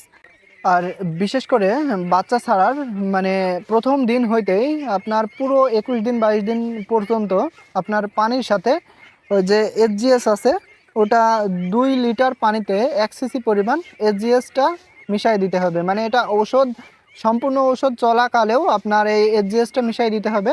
আর এই এসজিএসটার কাজ হচ্ছে মূলত পানিটাকে রিফাইন করা বা পানিটাকে পরিষ্কার করা। আপনার 0 থেকে পুরো 21 দিন বয়স পর্যন্ত এখানে কিন্তু একটা রোগ হওয়ার সম্ভাবনা থাকে, যেটা পানি দূষিত হওয়ার কারণে হয়ে থাকে। আর পানি যদি দূষিত আপনি জানেন, সেই পানিটা অবশ্যই অ্যাভয়েড করবেন। আর যদি পানি দূষিত না এটা জানেন, তারপরেও আপনারা এই এসজিএসটা ব্যবহার করবেন। আর যদি আপনারা জানেন যে পানি দূষিত, তাহলে কিন্তু এই এসজিএস দিয়েও আর কোনো ধরনের কোনো কাজ হবে না। আপনারা যেটা পান করেন ঠিক সেই পানিটাই আপনারা ব্যবহার করবেন, প্লাস ওই পানিতে 2 লিটার পানিতে 1 সিসি পরিমাণ এসজিএস যেটা আছে পানি রিফাইনার, ওইটা অবশ্যই আপনারা ব্যবহার করবেন এখানে। আর যেটা কথা সেটা হচ্ছে আমাদের হাঁস বিষয়ক প্রশিক্ষণটা একদম কন্টিনিউ, তাই অবশ্যই আপনারা চ্যানেলটা সাবস্ক্রাইব করবেন। আর আমাদের যে এই ভিডিওগুলা অবশ্যই আপনারা শেয়ার করার চেষ্টা করবেন, কারণ শেয়ার করলে আপনার মাধ্যমে আরেকজনও কিন্তু এই ভিডিওটা দেখতে পাবে। আর আপনারা এটা ফেসবুকে বা হোয়াটসঅ্যাপে যে কোনো মাধ্যমে আপনারা শেয়ার করতে পারেন। আর অবশ্যই আপনাদের হাঁস বা মুরগিকে যেটাই বলেন টিকা প্রদান করবেন, কারণ টিকার বিকল্প কোনো কিছুই নেই। টিকার বিকল্প আপনার কোনো ধরনের অ্যান্টিবায়োটিকে কাজ হয় না। নিশ্চয় জানেন যে ভাইরাসের কারণে টিকা দেওয়া হয়, সেই ভাইরাসগুলো মারার জন্য বা ভাইরাস ঠিক করার জন্য কোনো অ্যান্টিবায়োটিকে কাজ করে না, কারণ ভাইরাস কোনো অ্যান্টিবায়োটিকে কোনো ধরনের কাজ করে না। আর ভাইরাস চলাকালে আমরা অ্যান্টিবায়োটিক এই জন্যই ব্যবহার করি, ভাইরাস চলাকালে কিন্তু বিভিন্ন ধরনের ব্যাকটেরিয়াল ইনফেকশন হয়। বিশেষ করে আপনার যখন হাঁসটা নিস্তেজ হয়ে যায়, ঠিক সেই টাইমে ওই ইনফেকশনটা অ্যাটাক করে। আর সেই ইনফেকশনটা ছাড়ানোর জন্যই আমরা কিন্তু বিভিন্ন ধরনের হাই লেভেলের বলেন বা লো লেভেলের বলেন আমরা অ্যান্টিবায়োটিকগুলো ব্যবহার করে থাকি। তাই অবশ্যই এদিক থেকে সতর্ক থাকবেন যে অ্যান্টিবায়োটিকে কখনো বা কোনো ঔষধেই আপনার ডাক প্লেগ বলেন, কলেরা বলেন, এগুলো কিন্তু ভালো হয় না। সেহেতু অবশ্যই আপনাদের রোগ হওয়ার পূর্বেই ভ্যাকসিনটা কমপ্লিট করতে হবে। আর আমাদের যে চার্টটা আমি যে চার্টটা রেডি করছি, এটা অবশ্যই আমাদের একটা গ্রুপে, আমাদের যে এসপিএম অ্যাগ্রো ফেসবুক যে গ্রুপ আছে সেই গ্রুপে আমরা দিয়ে দিব। আর আপনাদের গ্রুপের যে লিঙ্কটা, সেই লিঙ্কটা আমাদের ডেসক্রিপশনে অবশ্যই আপনারা পেয়ে যাবেন। সেখানে ক্লিক করলে আমাদের একদম ফুল গ্রুপে চলে যাবেন, আর গ্রুপে অবশ্যই অ্যাড হয়ে যাবেন এবং আপনার ফ্রেন্ড সার্কেলকে গ্রুপে ইনভাইট পাঠাবেন। তো ধন্যবাদ সকলকে, আমাদের জন্য দোয়া করবেন। সে পর্যন্ত ভালো থাকবেন। আসসালামু আলাইকুম। প্রিয় দর্শক, আসসালামু আলাইকুম। এসপিএম এগ্রোর পক্ষ থেকে আপনাদের জানাই আন্তরিক শুভেচ্ছা ও অভিনন্দন। আপনারা নিশ্চয় জানেন আমরা একটা হাঁস বিষয়ে প্রশিক্ষণ পর্ব চালু করেছি, যেটাতে বিভিন্ন ধরনের বিষয় নিয়ে আমরা কিন্তু আলোচনা করছি প্রতি ডে বাই ডে। তো সেই ধারাবাহিকতার লক্ষ্যেই আমাদের কিন্তু 1 থেকে 7ম পর্ব পর্যন্ত হয়ে গেছে বিভিন্ন বিষয়ভিত্তিক। যেমন যদি আপনাদের বলি, আমাদের 1 নম্বর পর্বটা ছিল হাঁসের ঘর তৈরি। এভাবে কিন্তু প্রত্যেকটা হাঁসের রোগবালাই, হাঁসের ভ্যাকসিন শিডিউল, এভাবে কিন্তু আমাদের 7টা পর্ব হয়ে গেছে, আপনারা নিশ্চয়ই দেখে আসবেন। আর সেই ধারাবাহিকতার লক্ষ্যেই আজকে আমাদের 8ম পর্ব। আর এই 8ম পর্বে আমরা যে বিষয়টি নির্ধারণ করেছি সেটি হচ্ছে হাঁসের ভ্যাকসিন দেওয়ার আগে এবং পরের যত্ন। অতএব আপনি ডাক কলেরা হোক বা ডাক প্লেগ হোক, যেটাই আপনি ভ্যাকসিন করেন না কেন, তার ভ্যাকসিনের আগে আপনারা কি যত্ন করবেন এবং পরে আপনারা কি যত্ন করবেন, সেই বিষয়টাই আমাদের আজকের এই ভিডিওতে সম্পূর্ণ তুলে ধরার চেষ্টা করব আমার নিজের অভিজ্ঞতা থেকে। তো অবশ্যই ভিডিওটি কন্টিনিউ করবেন। প্রথমেই আমরা যাই হাঁসের যখন ভ্যাকসিন দেব তার 1 দিন 2 দিন আগের থেকে আমরা কি যত্ন নিব। তো প্রথমেই আপনাদেরকে হাঁস যেদিনকে ভ্যাকসিন দেবেন অন্তত তার 3 দিন আগে আপনাদের যে লাইসোভিট বা ক্যালসিয়াম, ভিটামিন এ, ডি, ই, এইগুলা কিন্তু আপনাদেরকে কমপ্লিট করতে হবে। আর আরেকটা বিষয়, আপনাদের হাঁসের যখন ভ্যাকসিন দেবেন, বিশেষ করে ভ্যাকসিনের সময় কোনো ধরনের অ্যান্টিবায়োটিক টোটালি দেওয়া যাবে না।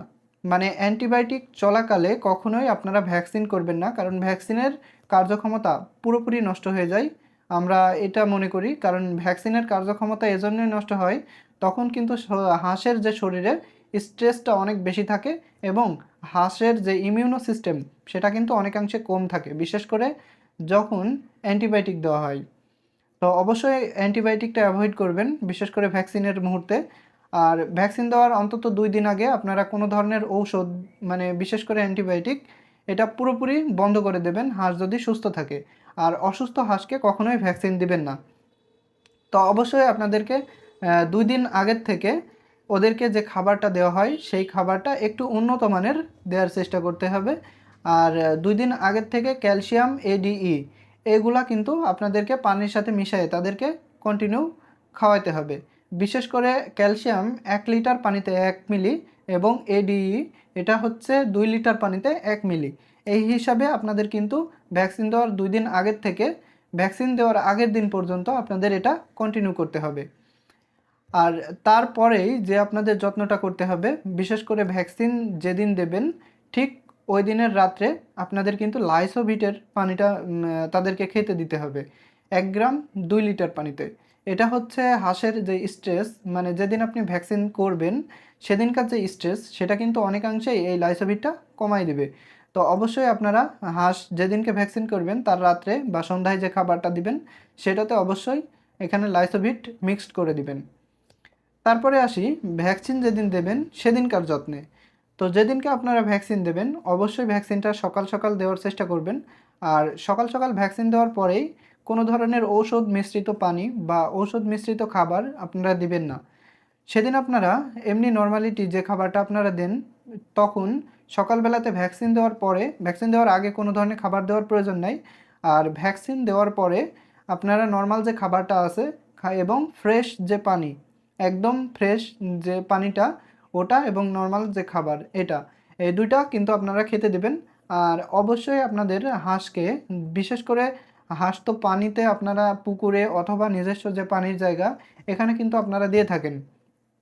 তো বিশেষ করে যেদিনকে ভ্যাকসিন দিবেন ওদিন কিন্তু কোনো ধরনের গোসলের জন্য তাদেরকে এক্সট্রা পানি দেওয়া যাবে না, শুধুমাত্র খাওয়ার জন্য। বিশেষ করে বিভিন্ন ছোট পাত্রে বা বড় পাত্রে আপনারা খাওয়ার জন্য পানিটা দিতে পারেন, যাতে তারা গোসল না করে। আপনি যে ভ্যাকসিনটা দেবেন তাদের কিন্তু একটা ছোট ক্ষত তৈরি হয়, আর সেই ক্ষতে ইনফেকশনের সৃষ্টি হয় এই যদি ওই দিনই গোসলের আপনারা ব্যবস্থা করেন। তো অবশ্যই আমি আমার সাজেস্ট, মানে পুরো ভ্যাকসিনের দিন আপনারা কোনো ধরনের গোসল তাদেরকে করাবেন না। এবার গেল ভ্যাকসিনের যেদিন দেবেন সেদিন দুপুরের যে খাবারটা বা পানিটা, সেখানে আপনারা কিছু ওই যে ফার্স্ট ভেট এটা কিন্তু আপনারা ইউজ করবেন 1 গ্রাম 1 লিটার পানিতে। মানে 1 গ্রাম 1 লিটার পানিতে, এবং ওই পানি দিয়ে আপনারা যদি খাবার মিক্সড করে দেন, খাবারটা পানি দেন, তখন কিন্তু আপনারা ওই পানিটা দেবেন। তাহলে যে হাঁসের স্ট্রেস, মানে হাঁসের যে একটা ভ্যাকসিন দেওয়ার কারণে যে জ্বর, জ্বালা, এগুলা কিন্তু অনেকাংশেই কমে যাবে। অবশ্যই আপনারা এই যে ফার্স্ট ফেড বা প্যারাসিটামল এটা কিন্তু আপনারা কন্টিনিউ করবেন না, বিশেষ করে পরপর 2 দিন এরকমভাবে দেবেন না। তাহলে হবে কি, হাঁসের যে কিডনি আছে, হাঁসের যে লিভার আছে, তাতে কিন্তু অনেকাংশে বেশি চাপ পড়ে। তো অবশ্যই আপনারা একবেলা পানিতে ওই যে ফার্স্ট ভেটটা ইউজ করবেন, বিশেষ করে ভ্যাকসিনের দিন। আর ভ্যাকসিনের দিন ফার্স্ট ভেটটা ইউজ করার পরে বিশেষ করে বিকেলে বা সন্ধ্যায়, তখন কিন্তু সেই হাঁসটাকে আপনারা লাইসোভিট, আবারও লাইসোভিটটা দিয়ে দেবেন, বিশেষ করে বিকেল বেলায়। আর এই বিকেল বেলাতে লাইসোভিট দেওয়ার পরে এটা কিন্তু কন্টিনিউ চলবে তারপর দিন সকাল পর্যন্ত। বিশেষ করে আপনি যখন বিকেলে দেবেন এটা কিন্তু তারা রাত্রেও খাবে, প্লাস সকালে যে পানিটা দিবেন সেই পানিতেও আপনারা এই লাইসোভিটটা মিক্সড করে দিবেন। আর তারপরে আপনারা যদি দেখেন তারপর দিন যে হাঁসটা একটু জ্বর আছে বা খুঁড়াচ্ছে, এরকম কোনো ধরনের প্রবলেম, তখন কিন্তু আপনারা পরদিন আবারও ফার্স্ট ভেট ইউজ করতে পারবেন মাত্র একবেলা। অবশ্যই আপনাদের পুরো লাইফ টাইমে হাঁসের যতদিন বাঁচে ঠিক ততদিনে আপনারা সারা দিনে একবেলা আপনারা ফার্স্ট ভেট বা প্যারাসিটামল দিতে পারেন। এখানে আপনারা সারা দিন বা 3 বেলায় প্যারাসিটামল একদমই প্রয়োজন না হলে আপনারা নিজেরা দেবেন না। আর যদি কোনো ডাক্তারের কাছে, ভেটেরিনারি চিকিৎসকের কাছে যান, তখন যদি তারা সাজেস্ট করে তাহলে তো অবশ্যই দিতে হবে, কারণ তারা আমাদের চাইতে একটু হলেও বেশি বোঝে, এটুকু আমি মানি। তো আমাদের খামারে আমরা কিন্তু কখনোই একবেলার উপরে ফার্স্ট ভেট দিই না। আর তার পরবর্তীতে আপনারা অ্যান্টিবায়োটিক যদি ইউজ করা লাগে কোনো কারণে, তাহলে ভ্যাকসিন দেওয়ার 2 দিন পরের থেকে আপনারা অ্যান্টিবায়োটিক ইউজ করতে পারেন। কারণ অ্যান্টিবায়োটিক যদি আপনারা ভ্যাকসিন চলাকালে ইউজ করেন, তখন কিন্তু হাঁসের ইমিউনো সিস্টেমটা একদমই নর্মাল থাকে এবং ওদের যে ভ্যাকসিনটা সহ্য করার ক্ষমতা, এটা কিন্তু তাদের শরীরে অনেকাংশেই হ্রাস পায়। আর এই ভ্যাকসিনটা দেওয়ার পূর্বে আপনাদেরকে আমি যে বলছিলাম যে খাবার দাবার একটু উন্নত এবং কিছু ওষুধ, এগুলা কিন্তু অবশ্যই দেওয়ার চেষ্টা করবেন। আর ভ্যাকসিন দেওয়ার পরবর্তীতে সামান্য কিছু ফিড যদি একটু পারেন তো একটু ভালো ফিড খাওয়ানোর চেষ্টা করবেন অন্তত 3 দিন, এবং সাথে 3 দিন পরে মানে ভ্যাকসিন দেওয়ার 1 দিন পরে আপনারা অবশ্যই এখানে থায়াভিন অর্থাৎ ভিটামিন B1 বা B2, এটা কিন্তু আপনারা কন্টিনিউ করবেন মোটামুটি 4 থেকে 5 দিন। আর তারপরে আপনারা আমাদের শিডিউল অনুযায়ী অবশ্যই ওষুধগুলা চালায় যাবেন। আর যারা আমাদের শিডিউল এখনও পান নাই, তারা অবশ্যই আমি লিঙ্ক দিয়ে রাখবো ডেসক্রিপশনে, সেখানে গেলে আপনারা ওই লিঙ্কটা থেকে ওই যে আমাদের ঔষধ যে চার্ট এবং ভ্যাকসিন শিডিউল, কখন কোন টাইমে ভ্যাকসিন দিতে হয়, সেটা কিন্তু আমাদের সুন্দরভাবে আমাদের গ্রুপে আপলোড করা আছে।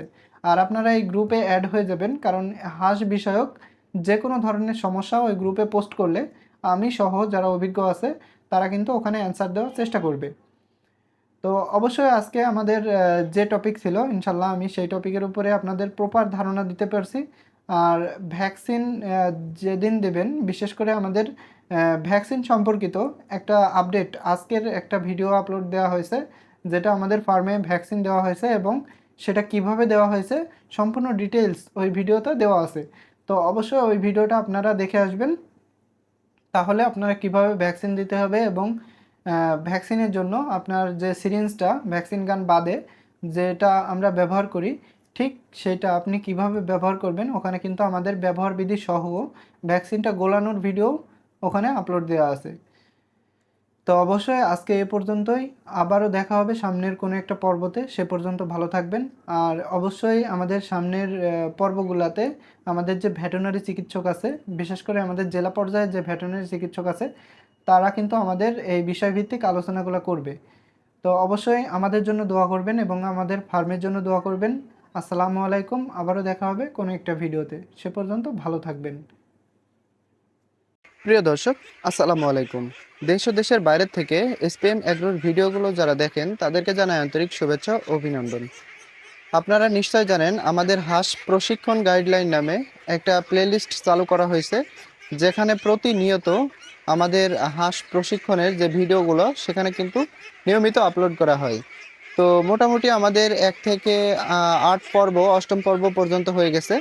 তো আমরা সেই ধারাবাহিকতার লক্ষ্যে আজকের পর্বের বিষয়টি হচ্ছে কিভাবে আপনার খামারে, বিশেষ করে 1000 হোক 2000 হোক এরকম হাঁসের শেডে আপনারা কিভাবে বিদ্যুৎ খরচ একেবারেই শূন্যতে নিয়ে আসবেন, সেই বিষয়টি নিয়েই আজকে আমি কথা বলবো। এবং সাথে আমি আর আজকে কোনো ডেস্কে বসে কথা বলছি না, একদম আমার খামারে যেভাবে বিদ্যুতের ব্যবস্থা করা আছে, আপনারাও ঠিক সেই মানে ট্র্যাপেজি ফলো করেই আপনারা কিন্তু আপনার খামারেও বিদ্যুতের ব্যবস্থা করতে পারেন কোনো ধরনের টাকা পয়সা ছাড়া। তো চলুন আমরা আজকে আলোচনা করি যে বিদ্যুৎ ব্যবস্থা কিভাবে শূন্য করা যায়, বিশেষ করে আপনার যে খামারে, বিশেষ করে হাঁসের খামারে। তো চলুন, আমাদের নিশ্চয়ই দেখতে পাচ্ছেন এখানে একটা বাল্ব দেওয়া আছে এবং এখানে একটা বাল্ব। এগুলা কিন্তু এটা হচ্ছে এসি বাল্ব, হ্যাঁ, মানে কারেন্টে যে বাল্বটা জ্বলে ঠিক এই বাল্বটা এখানে জ্বলে, এবং এগুলা হচ্ছে মূলত ডিসি 12 ভোল্টের বাল্ব। আর এই সবগুলাই কিন্তু চলছে আমাদের ছোট্ট একটা সোলারে। যদি আপনাদেরকে বলি যে আমাদের যে সোলার, ওই সোলার প্যানেলটা মাত্র 65 ওয়াট, অর্থাৎ 65 ওয়াট। আর এখানে আমরা একটা কন্ট্রোলার ব্যবহার করছি, এই যে এই কন্ট্রোলারটা ব্যবহার করছি, এটা খুবই কম দামের, মূলত 500 টাকার ভিতরেই এই কন্ট্রোলারটা পেয়ে যাবেন। আর এরকম লাইট এক কথায় হাঁসের খামারে তেমন কিন্তু আলোর প্রয়োজন হয় না, যদিও মানে বেশি আলোর প্রয়োজন হয় না, যার কারণে আমরা সোলারের ব্যবস্থা করছি। আর এই যে এটা হচ্ছে আমার ইনভার্টার, এখানে 220 ওয়াট। এখানে মূলত 3টা এসি বাল্ব চালানো যাবে। আর আমাদের যে ব্যাটারিটা, এই যে এই ব্যাটারিটা মাত্র 30 অ্যাম্পিয়ার। তো আমাদের এই 30 ওয়াটের যে ব্যাটারিটা, এই ব্যাটারিটা চার্জ হয় মূলত 65 ওয়াট যে সোলার প্যানেল, ঠিক ওইটা দিয়ে। তো এখন আপনাদের মূল কথায় আসি, যে আপনারা কিভাবে আপনাদের খামারে এই ফ্রি বিদ্যুতের ব্যবস্থাটা করবেন এবং তার কত টাকা কস্টিং হইতে পারে সেই বিষয়টি নিয়ে আমি এখন কথা বলবো। তো অবশ্যই আপনারা যারা 1000 বা 2000 বা 500 হাঁসের ফার্ম দিবেন, তারা আমার চাইতে একটু একটু উন্নত মানের সেট আপ নেবেন। আমার এই ফুল সেট আপটা আপনার 5000 টাকার ভিতরে কিন্তু আমাদের হয়ে গেছে। আর অবশ্যই আপনারা এই, আমার যেহেতু সোলারটা ছিল এবং আমি যে ব্যাটারিটা ইউজ করছি, এটা মূলত যে ব্যাটারির যে দোকানগুলো থাকে সেখানে কিন্তু পুরাতন ব্যাটারি পাওয়া যায়। একটু ভোল্টেজ নিম্নমানের, কিন্তু পুরাতন ব্যাটারিগুলো অনেক সুন্দর চলে। তো দেখতে পাচ্ছেন আমার যে ব্যাটারি, এই ব্যাটারিটা মূলত 2 মাস ধরে চলছে, আল্লাহর রহমতে এখনো কোনো ধরনের প্রবলেম হয়নি। আর এই আমাদের ব্যাটারিটা পুরোটা কিন্তু সোলার দিয়ে চার্জ হয়। আর সোলার প্যানেলগুলা অবশ্যই আপনারা নেওয়ার চেষ্টা করবেন একটু ভালো মানের। আমার যেমন সোলার প্যানেলটা মূলত 2000-এর ভিতরে সোলার প্যানেলটা হয়ে গেছে, বিশেষ করে 65 ওয়াট সোলার প্যানেল। আর আপনারা যারা 2000 বা 1000 বা 500 এরকমভাবে শেড করবেন, আমার পরামর্শ থাকবে আপনারা ওখানে 100 বা 150 ওয়াটের একটা সোলার প্যানেল আপনারা নেবেন। আর মানে এক কথায় আপনাদেরকে একটু গুরুত্বপূর্ণ বিষয় শেয়ার করি, যে আপনারা যে সোলার প্যানেলটা নিবেন মানে কিনবেন, সেই সোলার প্যানেলের 50%, অর্থাৎ 50% আপনার ব্যাটারির ওয়াট হইতে হবে। যেমন আমি 65 ওয়াটের সোলার দিয়েছি এবং আমার ব্যাটারিটা 30 অ্যাম্পিয়ারের। তো এইভাবে আপনারা হচ্ছে ব্যাটারি এবং সোলার দুইটা হিসাব নিকাশ করতে পারেন। সোলার যেটা হবে ব্যাটারি তার অর্ধেক। তাহলে হবে কি, আপনার কোনো সময়তে চার্জ হবে না বা চার্জ হচ্ছে না, এই প্রবলেমটা হবে না। আমাদের কিন্তু গত কিছুদিন আগে আপনারা নিশ্চয় জানেন প্রচুর পরিমাণে বৃষ্টি এবং আবহাওয়া কিন্তু একদমই নরম ছিল। আর এত আবহাওয়া নরম বা বৃষ্টি এবং রোদ নেই এরকম পর্যায়েও কিন্তু আমরা কোনো ধরনের ব্যাটারিগুলা বাসার থেকে চার্জ দিয়ে আনি নাই। এখান থেকে আমাদের ওই 65 ওয়াট সোলার দিয়েই কিন্তু ব্যাটারিগুলো চার্জ হচ্ছে। আর আপনাদের একটা মজার বিষয় দেখাই, আমার শুধু ব্যাটারি দিয়ে লাইট সিস্টেম না, এই যে দেখতে পাচ্ছেন এখানে কিন্তু সোলারে আপনার এই যে ইয়েটা মানে ক্যামেরাটা, এরকম ক্যামেরা কিন্তু আমার 2টা আছে, যেটা আমার খামারের নিরাপত্তার স্বার্থে দেওয়া। তো ওই ক্যামেরাগুলা কিন্তু অনেক সুন্দরভাবে এখানে চলে। সাথে একটা রাউটার আছে, সেই রাউটারটাও কিন্তু আমাদের এই সোলারে চলে অলরেডি 24 ঘন্টা। এই যে যদিও আমরা একটু খুলে রাখছি একটু ইমার্জেন্সি ইস্যুর কারণে। তো অবশ্যই আপনারা দেখতে পাচ্ছেন ঠিক এভাবে আপনারা সোলার করবেন। আর আমার যেটা সাজেস্ট, 1000 ওয়াট, 1000 হাঁসের শেডের জন্য আপনারা 100 ওয়াট সোলার নেওয়ার চেষ্টা করবেন, আর 50 অ্যাম্পিয়ারের ব্যাটারিগুলা। তাহলে হবে কি, আপনাদের লাইটের সংখ্যা কিন্তু আরও বাড়ানো যাবে। আর যদি বলেন আমরা এসি বাল্বটা কখন ব্যবহার করি, আমরা কিন্তু যে সারা রাত যে বাল্বগুলো জ্বলে, বিশেষ করে এরকম 3টা আমাদের ডিসি বাল্ব জ্বলে। তো এই ডিসি বাল্বগুলা আমরা সারা রাত্রের জন্য ব্যবহার করি। আর আমরা রাতে যখন খাবার দিতে আসি, ঠিক তখন আমরা 2 কর্নারে 2টা এরকম এসি বাল্ব, এগুলা কিন্তু আমরা ব্যবহার করি। বিশেষ করে শুধুমাত্র রাত্রে খাবার দেওয়া বলতে কি, তারপরেও 2-3 ঘন্টা বা 2 ঘন্টা এরকমভাবে এই বাল্বগুলো ইউজ করি, তারপরেও আমাদের ব্যাটারি কোনো ধরনের চার্জ ফুরায় না। তো আমি আপনাদেরকে এইটুকু সাজেস্ট করব, আপনার খামারের যদি 2 টাকাও সেভ হয়, সেটা কিন্তু আপনাদের খামারের জন্য আলহামদুলিল্লাহ। মানে 2 টাকা সেভ করতে পারলেও আপনার খামারে কিন্তু আপনি লাভের অংশে 2 টাকা বাড়াইতে পারলেন। ঠিক এইভাবে চিন্তা করার পরে আমরা কিন্তু সোলার করছি, এখানে কোনো ধরনের কারেন্টের ব্যবস্থা নেই। আর আরেকটা জিনিস বলবো, হাঁসের ক্ষেত্রে কোনো ধরনের কিন্তু ফ্যান তেমন লাগে না, বিশেষ করে হাঁসের খামারে তেমন ফ্যান লাগে না। আর যদি ফ্যানের প্রয়োজন হয়, ফ্যানের কখন প্রয়োজন হয়, যখন আমার যে দেখছেন আমার কিন্তু প্রচুর পরিমাণে গাছপালা এদিক ওদিক আছে। তো সেই গাছপালা যদি আপনারা আগের থেকে তৈরি করে, বিশেষ করে একটু ছায়াযুক্ত স্থানে হাঁস যদি পালেন, আর হাঁসটা যদি শুধুমাত্র রাত্রে শেডের ভিতরে রাখেন, তাহলে কিন্তু ফ্যানের কোনো প্রয়োজন নাই। আর হাঁস জিনিস অবশ্যই শেডের ভিতরে সবসময় থাকবে না, তারা বাইরে থাকতে বেশি পছন্দ করে। আর সেই কারণেই আপনারা অবশ্যই সোলারটা বাল্বের কারণে নেবেন। আর এখানে যাদের কারেন্টের ব্যবস্থা আছে বা কারেন্ট নেবেন তারাও সোলার নিতে পারেন, কারণ সোলার নিলে আপনার কারেন্ট খরচ অনেকাংশে কমে যাবে। বিশেষ করে এখানে যদি আপনার 3টা 20 ওয়াটের বাল্ব দেওয়া লাগতো, তাও কিন্তু 60 ওয়াট বা 70 ওয়াট এখানে কিন্তু খাটতো মানে কারেন্টের। তো সেই 60 ওয়াটও কিন্তু আমি বাসায় ফেলছি আমার এই সামান্য সোলার সিস্টেমে। তো আমি যেহেতু চলছি, অবশ্যই আপনারা চলতে পারবেন, কারণ আমার এটা 1000 হাঁসের শেড। আর 1000 হাঁসের শেডে মাত্র 65 ওয়াট সোলার এবং 30 অ্যাম্পিয়ারের ব্যাটারি।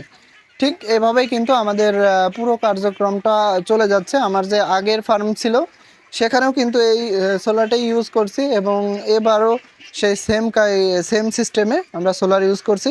এবং আমি আমার অভিজ্ঞতা থেকে বলছি, আপনার হাঁসের খামারে অবশ্যই এরকম সোলার সিস্টেম করবেন, কারণ এই সোলার সিস্টেমগুলো মূলত নষ্ট হওয়ার কোনো চান্স নাই।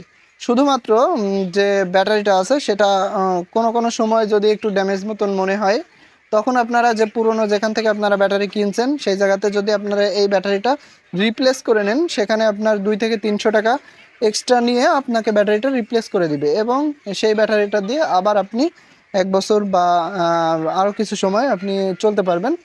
তো এখন আমি আমার যে ইয়েটা মানে পুরো সেট আপটা 5,000 টাকার যে সেট আপ, মানে আমার যে সেটআপে আমি কি কি ইউজ করছি, কোন সোলার ইউজ করছি এবং কি ব্যাটারি ইউজ করছি, আর প্রত্যেকটা জিনিসের দাম এগুলা কিন্তু আপনারা আমার আরেকটা 5,000 টাকায় যে ফ্রি বিদ্যুৎ, ঠিক এরকম একটা টাইটেল দিয়ে আমি কিন্তু ওই ভিডিওটা আপলোড করছি। আর ওই ভিডিওটা অবশ্যই আপনারা দেখে আসবেন, কারণ এই ভিডিওর শেষে আমি ওই ভিডিওটা ইয়া করে দিয়ে দেবো, মানে স্ক্রিনে দিয়ে দেবো, সেটা আপনারা ক্লিক করলে আপনারা ওই ভিডিওটা দেখে আসতে পারবেন। আর আর ওই ভিডিওটা দেখে আসলে আপনাদের প্রপার একটা ধারণা হবে যে আসলেই সোলারটা কিভাবে সেট আপ করবেন।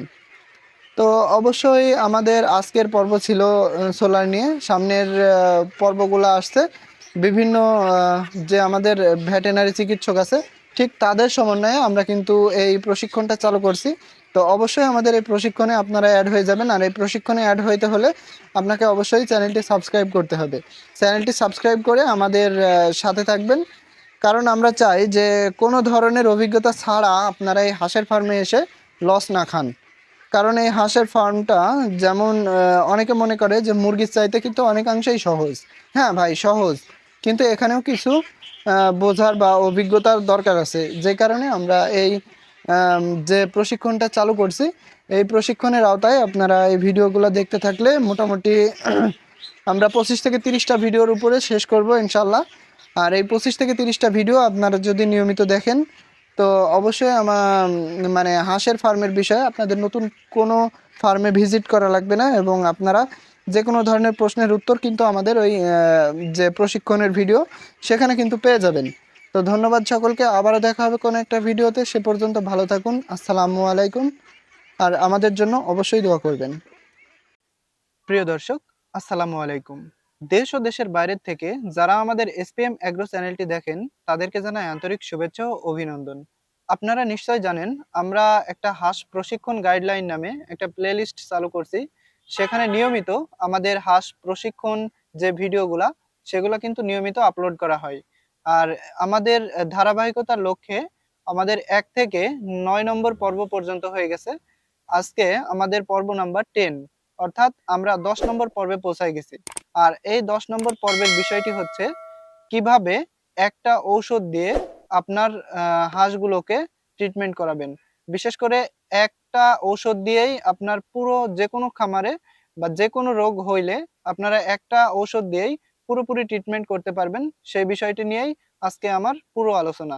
যারা নতুন খামারি আছেন বা পুরনো খামারি আছেন তারা কিন্তু বুঝে উঠতে পারেন না যে কোন অ্যান্টিবায়োটিকটা বা কোন ঔষধটা আমি হাঁসের খামারে ব্যবহার করব যাতে আমার হাঁসগুলা সুস্থ থাকে, এবং অসুস্থ অবস্থায়ও কোন ঔষধ দিলে সেই হাঁসগুলাকে পরিপূর্ণ সুস্থ করা যায়। ঠিক এরকম একটা ঔষধের আমি নাম বলবো যেটা দিয়ে আপনারা ট্রিটমেন্ট করলে সকল ধরনের রোগ সুন্দরভাবেই নির্মূল হয়ে যাবে আপনার খামার থেকে। তো সেই বিষয়ে আজকে পুরো আলোচনা করব। তার আগে আমি একটা জিনিস খুব গুরুত্ব সহকারে বলতে চাই, আপনার খামারে এমন ব্যবস্থা থাকা উচিত যাতে কোনো ধরনের রোগ, বিশেষ করে কোনো ধরনের ভাইরাস বা ব্যাকটেরিয়া জনিত রোগ খামারে প্রবেশ না করে। আর এই খামারে রোগ প্রবেশ না করার জন্য কি কি পদক্ষেপ গ্রহণ করা যায় সেই জিনিসটা আমি আগে আলোচনা করি। প্রথমেই আপনাদেরকে যেটা করতে হবে, বিশেষ করে খামারে রোগ প্রতিরোধ ক্ষমতাটা কিভাবে বৃদ্ধি করা যায় সেই বিষয়ে প্রথম লক্ষ্য রাখতে হবে। আসলে রোগ হয়ে গেলে ঔষধ ছাড়া কিন্তু ভালো হওয়াটা অসম্ভব। আর রোগ হওয়ার আগেই কিছু প্রতিরোধ ব্যবস্থা গড়ে তুললে হাঁস বা মুরগির যেটাই বলেন না কেন, ফার্মিং সাইডে কোনো রোগ হওয়ার সম্ভাবনা কিন্তু একেবারেই থাকে না। আর সেই রোগ প্রতিরোধ ব্যবস্থা করতে গিয়ে আমাদের বুঝতে হবে যে আসলে কি কি পদক্ষেপ গ্রহণ করতে হবে। আমি সেই পদক্ষেপের দিকে যাই। পরবর্তীতে আমি সেই ঔষধটার নাম বলবো বা ট্রিটমেন্ট ব্যবস্থা বলবো, যেটাতে আপনার রোগ হইলে যে ঔষধটা দিলে পুরোপুরি সুস্থ হয়ে যাবে। তো প্রথমেই আপনাদের একটা জিনিস ভুল হয়, সেই ভুল হওয়ার বিষয়টা আপনার খামারে বা শেডে যে ধারণ ক্ষমতা, বিশেষ করে আপনার শেডে যদি 1000 মুরগির ধারণ ক্ষমতা হয়, তখন অনেকে আছে যে 1200 মুরগি উঠাই, তাতে আমার 200 মুরগির লাভটা বেশি হবে।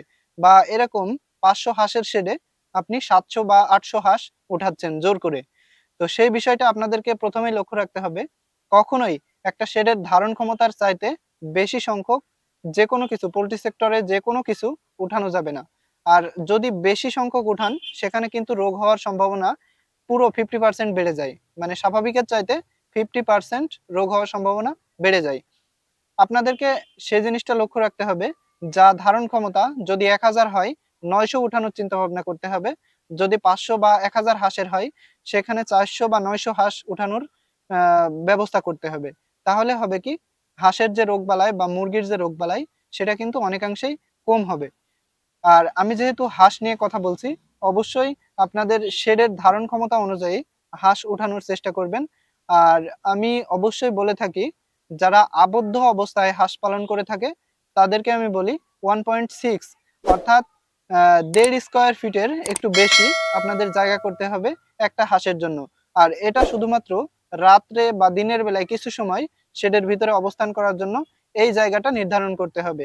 আর শেডের বাইরে অবশ্যই আপনাদেরকে 2 থেকে 3 স্কয়ার ফিট জায়গা শেডের বাইরে রাখতে হবে। এবং যদি এর চাইতে বেশি থাকে তাহলে তো আরো ভালো। বিশেষ করে আপনার যা ধারণ ক্ষমতা ঠিক সেই অনুযায়ী আপনাদেরকে হাঁস উঠাইতে হবে বা মুরগি উঠাইতে হবে। তাহলে হবে কি, রোগবালাইটা অনেকাংশেই কম হবে। আর আরেকটা বিষয়, অনেকে আছেন যে রোগ হয় না এজন্য ভ্যাকসিন করেন না। এই ভ্যাকসিনটা কিন্তু খুবই গুরুত্বপূর্ণ একটা বিষয়। ভ্যাকসিন যদি না করেন পোল্ট্রি সেক্টরে, কখন যে রোগ ঢোকে আর কখন শেষ করে দেয় এটা কিন্তু বলাই বাহুল্য।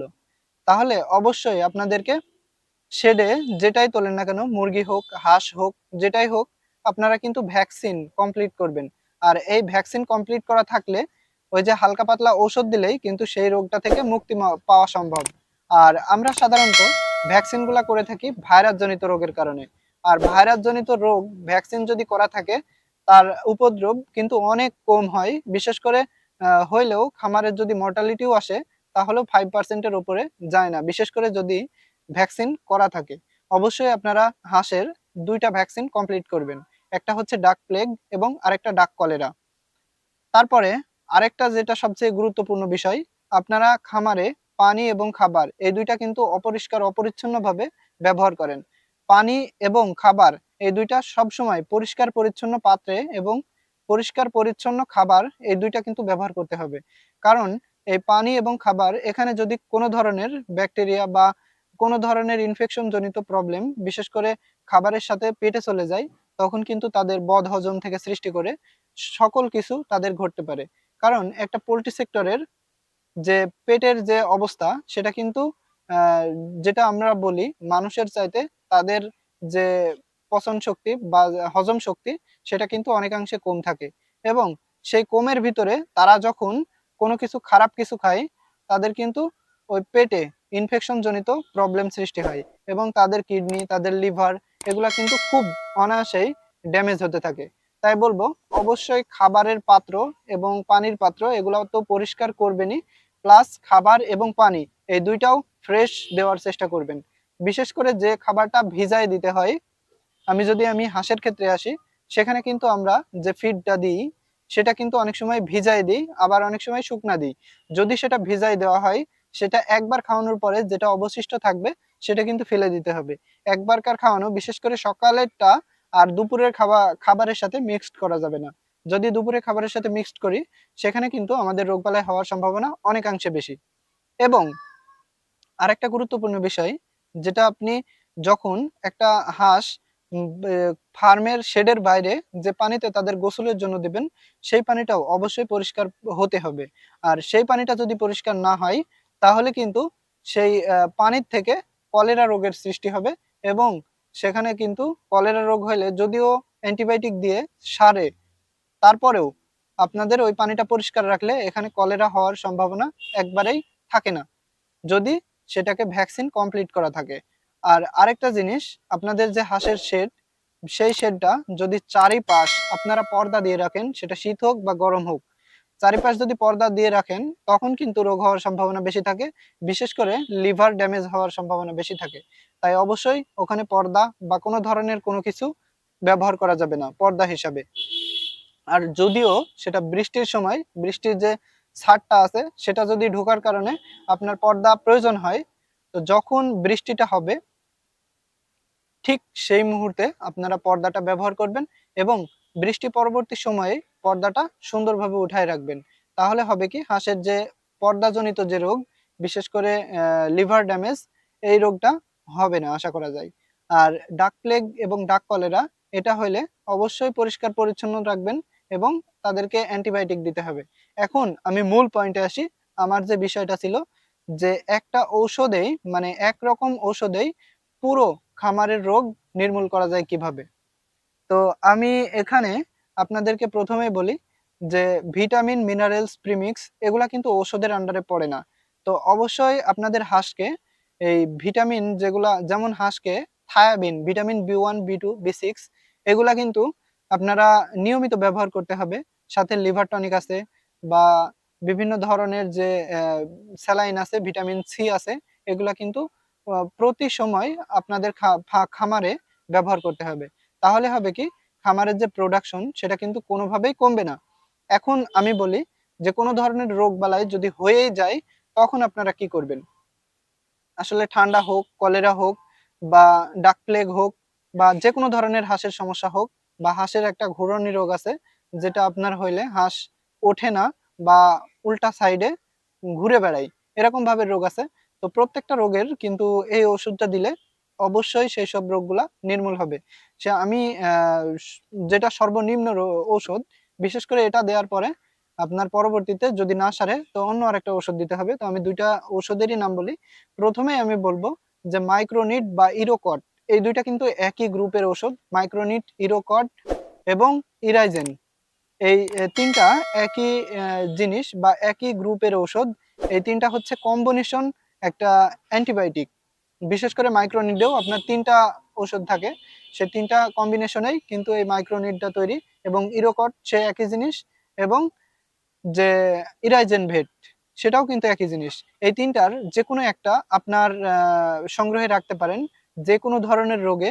বিশেষ করে যে কোনো ধরনের ভাইরাস জনিত বলেন, ব্যাকটেরিয়া জনিত বলেন, যদিও ভাইরাস জনিত কোনো রোগের জন্য অ্যান্টিবায়োটিকে কাজ করে না, তারপরেও আমরা অ্যান্টিবায়োটিক ভাইরাস জনিত রোগের ক্ষেত্রে ব্যবহার করি এজন্যই যে ভাইরাস জনিত রোগ হওয়ার পরবর্তী সময়ে ব্যাকটেরিয়াই কিন্তু ইনফেকশন সৃষ্টি করে। বিশেষ করে তাদের রোগ প্রতিরোধ ক্ষমতা যখন কমে যায়, তখন বিভিন্ন ধরনের যে ব্যাকটেরিয়া গুলো আছে, তারা কিন্তু খুব সহজেই সেই হাঁসটাকে বা সেই মুরগিটাকে পাড়ো করে ফেলে। তো অবশ্যই আপনারা, আমি যে ওষুধটা বললাম এটা হচ্ছে মাইক্রোনিড। আমি অবশ্যই আমার পিছনে পাশে আমি কিন্তু মাইক্রোনিডের যে প্যাকেটের ছবি সেটা দিয়ে রাখছি। অথবা এই যে ইরোকট, এটাও আপনারা ব্যবহার করতে পারেন।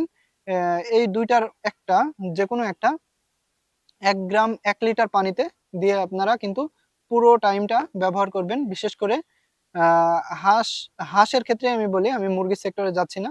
হাঁসের ক্ষেত্রে আপনারা পুরোপুরি যে কোনো রোগ আসলেই আপনারা 3 দিন ব্যবহার করলে ইনশাল্লাহ রোগটা মুক্তি হবে।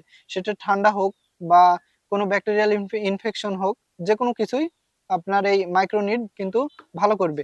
আর এই মাইক্রোনিড বা অ্যান্টিবায়োটিক, যে কোনো অ্যান্টিবায়োটিক দেওয়ার ক্ষেত্রে আপনাদেরকে গুরুত্ব দিতে হবে তাদের যে দুপুর বেলায় ভিটামিন সি দিতে হবে। এবং আপনারা পানির সাথে লাইসোভিট মিশাই দিতে পারেন। কারণ যখন একটা হাঁস বা মুরগির অ্যান্টিবায়োটিক চলে, তখন কিন্তু তাদের যে রোগ প্রতিরোধ ক্ষমতা সেটা কিন্তু অনেকাংশে কমে যায়। সেই কারণে অবশ্যই আপনারা যে অ্যান্টিবায়োটিকটা ব্যবহার করবেন তার সাথে ভিটামিন প্রিমিক্স এগুলা কিন্তু ব্যবহার করার চেষ্টা করবেন।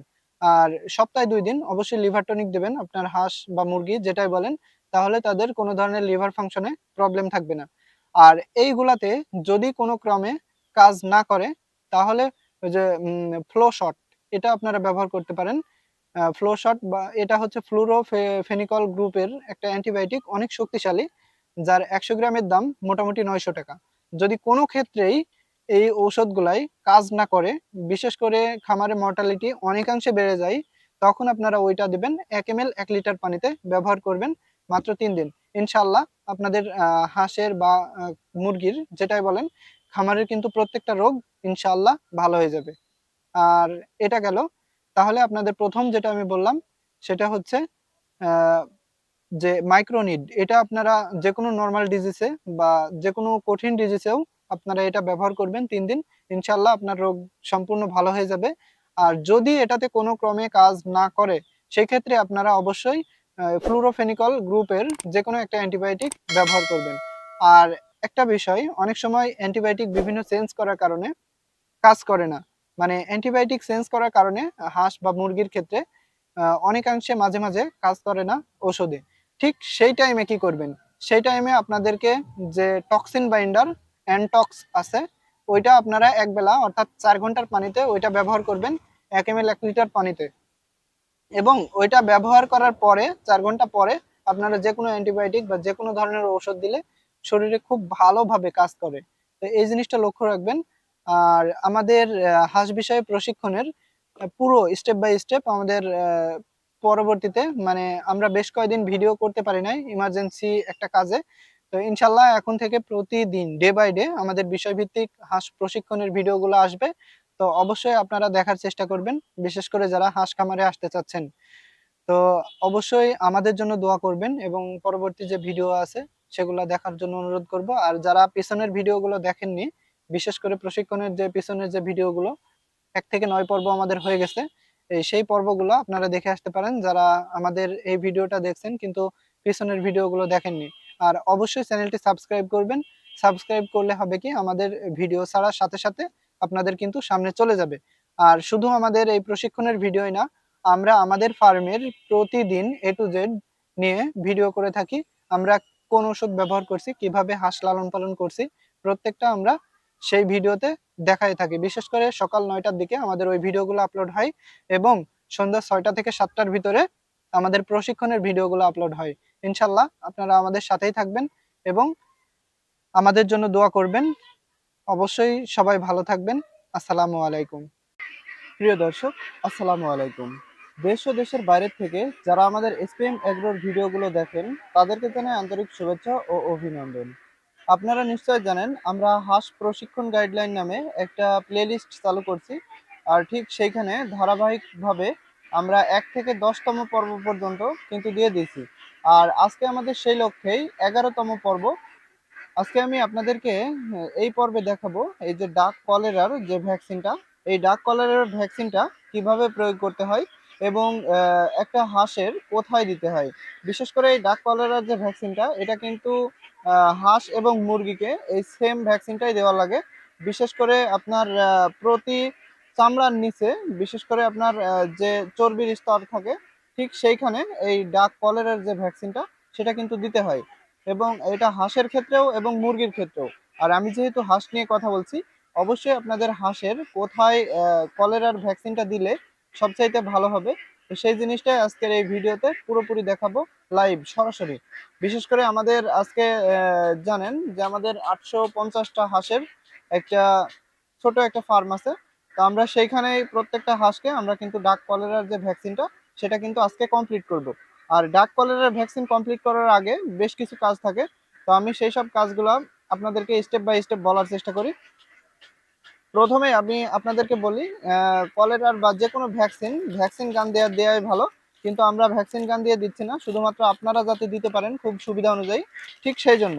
তো আমরা প্রথমেই এরকম একটা সিরিঞ্জ নেব। বিশেষ করে আমার যে কলেরার ডাক প্লেগের ভ্যাকসিন দেওয়ার আগের যে ভিডিওটা নিশ্চয়ই দেখছেন সবাই। তো সেই দিক থেকে আমি এটা আবারও দেখাচ্ছি। এই যে এরকম একটা সিরিঞ্জ নেব, অন্তত 10 সিসি যে সিরিঞ্জগুলো, এই সিরিঞ্জগুলো নেওয়ার পরে আমরা যে সুচটা থাকবে তার উপরে যে ইয়েটা দেয়, প্লাস্টিকটা দেয়, সেই প্লাস্টিকটা মোটামুটি 200টা পরিমাণ এভাবে কেটে নিব। এভাবে কেটে নিলে আপনার ভ্যাকসিন করার অনেক সুবিধা হয়ে থাকে।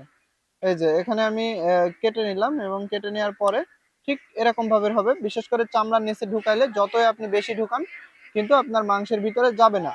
তো অবশ্যই এই জিনিসটা লক্ষ্য রাখবেন। আর এই যে কলেরার ভ্যাকসিন, এটা হচ্ছে ডাক কলেরার ভ্যাকসিন। আর এই ভ্যাকসিনটা প্রথমে নিয়ে আসার সময় যখন আপনি আপনার নিকটস্থ পশু হসপিটাল থেকে এই ভ্যাকসিনটা সংগ্রহ করবেন, ঠিক তাদের এই যে এখানে কিন্তু ডেট দেওয়া আছে, মেয়াদের ডেট এবং উৎপাদনের ডেট। এই দুইটা ডেট আপনারা খুব নিবিড়ভাবে দেখে নেবেন। আর আপনার যদি ভ্যাকসিন 15 দিন মজুত করে রাখেন, ঠিক তখনও কিন্তু আপনারা ভ্যাকসিনের ডেটটা দেখে নেবেন যে আপনি মজুত করলে সেই ভ্যাকসিনটা কি পরিমাণ থাকবে বা বিশেষ করে কয়দিন থাকবে, এই জিনিসটা অবশ্যই আপনারা লক্ষ্য রাখবেন। আর এরকম হটপট নেবেন আপনারা, বিশেষ করে এই হটপটের ভিতরে এই যে ডাক প্লেগের যে ভ্যাকসিন গুলা, আপনাদের যদি আমি একটু দেখানোর চেষ্টা করি, এই সরি ডাক কলেরার যে ভ্যাকসিন গুলা, এগুলা কিন্তু আপনারা এরকম হটপটের ভিতরে রাখার চেষ্টা করবেন। তো অবশ্যই এভাবে রাখবেন। আর আরেকটা বিষয় বলি, আপনাদের কলেরার বা যে কোনো ধরনের হাঁসকে ভ্যাকসিন দেওয়ার পূর্বে আপনারা তাদের যে লাইসোভিট আছে, লাইসোভিটের পানি অবশ্যই দিয়ে রাখবেন। আর ভ্যাকসিন দেওয়ার পরবর্তী সময়ে, বিশেষ করে ভ্যাকসিন যদি সকালে দেওয়া হয়, বিশেষ করে আমরা ভ্যাকসিন সকালেই দিই। আর ভ্যাকসিন আমরা সকালে দেওয়ার পরে যখন ভ্যাকসিনটা কমপ্লিট হয়ে যায়, ঠিক দুপুরের পর থেকে আমরা কিন্তু একবেলা প্যারাসিটামল দিয়ে থাকি। বিশেষ করে ফার্স্ট ভেট, এটা কিন্তু মানে প্যারাসিটামল। আর এই প্যারাসিটামলটা আমরা কিন্তু বিকেল বেলায়, অর্থাৎ যেদিন ভ্যাকসিন করি সেদিনকে বিকেল বেলায় আমরা ওই প্যারাসিটামলটা দিয়ে থাকি, যাতে তারা বিভিন্ন রকমের যে ধকল, মানে এই যে সুই ঢুকানোর যে ধকলটা, সেটা কিন্তু তারা খুব সুন্দরভাবে অ্যাবজর্ব করতে পারে। তো অবশ্যই এই জিনিসটা লক্ষ্য রাখবেন। আর হাঁসের ক্ষেত্রে যেদিন আপনারা ভ্যাকসিন দেবেন, মানে যেদিন ভ্যাকসিন করবেন, সেদিন পুরো বেলাটা কোনো ধরনের পানিতে তাদেরকে সুইমিং করতে দেওয়া যাবে না। কারণ পানিতে সাঁতার কাটতে দিলে তাদের কিন্তু বিভিন্ন সংক্রমক, ওই যে যে সূচের যে ছিদ্রটা হলো, ওখান দিয়ে কিন্তু যাওয়ার সম্ভাবনা আছে। এবং তাদের যেহেতু ভ্যাকসিন পরবর্তী সময়ে অনেক স্ট্রেস থাকে, সেই কারণে কিন্তু তাদের মানে পানিতে না ছাড়াটাই ভালো। তবে যদি ইমার্জেন্সি মুড হয় পানিতে ছাড়ার, তো সন্ধ্যার সময় বা ভ্যাকসিন যদি সকালে করেন, তো সন্ধ্যার পরে বা সন্ধ্যার সময় আপনারা কিন্তু পানিতে ছাড়তে পারেন। আর অনেকের প্রশ্ন যে ডাক কলেরার ভ্যাকসিনটা কবে নাগাদ দিতে হয়, মানে কত বয়সে ডাক কলেরার ভ্যাকসিন দিতে হয়। আসলে ডাক কলেরার ভ্যাকসিন আপনার 55 থেকে 2 মাস বা 2 মাস 10 দিন এর ভিতরেই আপনাদের কিন্তু এই ডাক কলেরার ভ্যাকসিনটা কমপ্লিট করতে হবে। আর তার 15 দিন থেকে 20 দিন পরে, মানে প্রথম ডোজের 15 থেকে 20 দিন পরে আবারও সেম ডোজ আপনাদেরকে কমপ্লিট করতে হবে। বিশেষ করে ওটা হচ্ছে বুস্টার ডোজ। আর যদি ডাক প্লেগের কথায় আসি, যেহেতু ডাক প্লেগ নিয়ে আজকে কথা বলছি না, তারপরেও আপনাদেরকে বলে দিই, ডাক প্লেগের ভ্যাকসিনটা 25 থেকে 30 দিনের ভিতরে আপনার ডাক প্লেগের ভ্যাকসিন করতে হয়। আর তার 15 দিন বা 20 দিন পরে আপনার কিন্তু বুস্টার ডোজটা কমপ্লিট করতে হয়। ঠিক এভাবেই দুইটা ভ্যাকসিনেই কিন্তু হাঁসের পুরো জীবনচক্র ইনশাল্লাহ শেষ হয়ে যায়। তো অবশ্যই ভ্যাকসিন দেওয়ার কোনো ধরনের বিলম্বিত না করে অবশ্যই আপনারা ভ্যাকসিনগুলো কমপ্লিট করবেন। হাঁস, মুরগি, গরু, ছাগল প্রত্যেকটা মানে প্রাণীকেই, যেগুলা সরকার নিবন্ধিত ভ্যাকসিন আছে, সেগুলো অবশ্যই আপনারা কমপ্লিট করবেন। আর ভ্যাকসিন কমপ্লিট করা থাকলে আপনার হাঁসের বা মুরগির বা যে কোনো পোলট্রি সেক্টরের রোগ যেমন কম হবে, এবং রোগ হওয়ার পরেও মোকাবেলা করা কিন্তু অনেক সহজ হয়ে যাবে। তো অবশ্যই ভিডিওটি দেখতে থাকুন। আর ডাক কলেরার কিন্তু মানে যে সমস্যাটা, মানে ডাক কলেরা হয়ে গেলে যে লক্ষণটা প্রকাশ পায়, সেটা কিন্তু পায়খানার রং চেঞ্জ হয়ে যায়। এবং ডাক কলেরা কিন্তু মূলত আপনার যে পানিতে, বিশেষ করে আহ, খারাপ পানি বা এই ধরনের কোনো কিছু থেকেই কিন্তু ওই ডাক কলেরার যে ভাইরাসটা, সেটা কিন্তু ছড়ায়। তো অবশ্যই এদিকে লক্ষ্য রাখবেন, কারণ ভ্যাকসিনের বিকল্প কোনো কিছুই নেই। কোনো ঔষধে কলেরা বলেন আর ডাক প্লেগ বলেন পুরোপুরি কিন্তু ভালো হয় না। তো অবশ্যই এদিকে খেয়াল রাখবেন, ডাক প্লেগের বা ডাক কলেরার ভ্যাকসিন, দুইটা ভ্যাকসিন আপনারা কমপ্লিট করবেন, বিশেষ করে আপনাদের হাঁস নেওয়ার পরে। আর যদি 2 মাস বয়সী হাঁস নেন, সেখানে পর্যায়ক্রমিক ভাবে সিঙ্গেল ডোজ ডাক প্লেগ এবং সিঙ্গেল ডোজ ডাক কলেরা, এটা মূলত আপনারা 15 থেকে 20 দিনের ভিতরে কমপ্লিট করবেন, যদিও তাদের ভ্যাকসিন দেওয়া থাকে বা দেওয়া থাক বা না থাক, কারণ আপনি তো দেখতে যাচ্ছেন না। তো অবশ্যই ওটা কমপ্লিট করবেন। আর চলুন আমরা হাতে কলমে আপনাদেরকে একটু দেখানোর ট্রাই করি যে কিভাবে ভ্যাকসিনটা দিতে হয়। আর অবশ্যই আমাদের চ্যানেলটি সাবস্ক্রাইব করবেন এবং আমাদের সাথে থাকবেন। চলুন আমরা এখন আপনাদেরকে দেখাবো যে ডাক কলেরার ভ্যাকসিনটা চামড়ার নিচে কিভাবে দিতে হয় এবং কোথায় দিতে হয়। আমরা মূলত চামড়ার নিচে আমরা এই কলেরার ভ্যাকসিনটা করে থাকি। আর একটু যখন বড় হয়ে যাবে হাঁসটা, পরবর্তী ডোজ আমরা কিন্তু তাদের পাখার যে নিচে, এক কথায় বগলের ভিতরে আমরা কিন্তু এটা করে থাকি। আবার অনেকে আছে রানের মাংসের চামড়ার নিচে, এখানেও করে থাকে। তো অবশ্যই আমি আজকে আপনাদেরকে এরকম 3 রকমই ভ্যাকসিন যে দিতে হয়, কোথায় কোথায় দিতে হয়, আমি সেটা আপনাদেরকে দেখাবো। আর আপনাদের সুবিধা মতন আপনারা জায়গা অনুযায়ী ঠিক ভ্যাকসিনগুলো কমপ্লিট করতে পারবেন। তো চলুন আমরা ভ্যাকসিন দেওয়া আপনাদেরকে একটু দেখায় আসি। অবশ্যই এইভাবে আপনারা ভ্যাকসিনটাকে একটু গুলাই নেবেন, বিশেষ করে যেহেতু ডাক প্লেগের ভ্যাকসিন, ডাক কলেরার ভ্যাকসিন।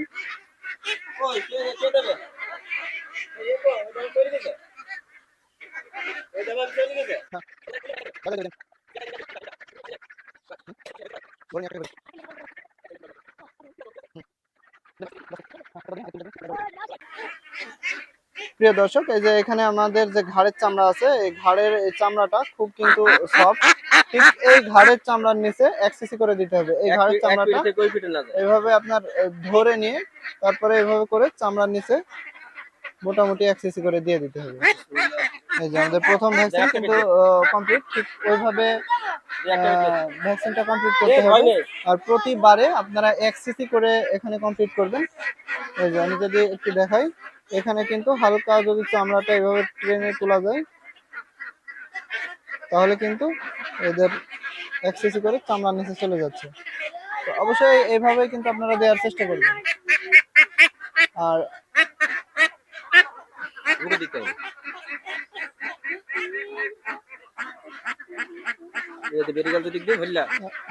বেরিয়ে গেছে।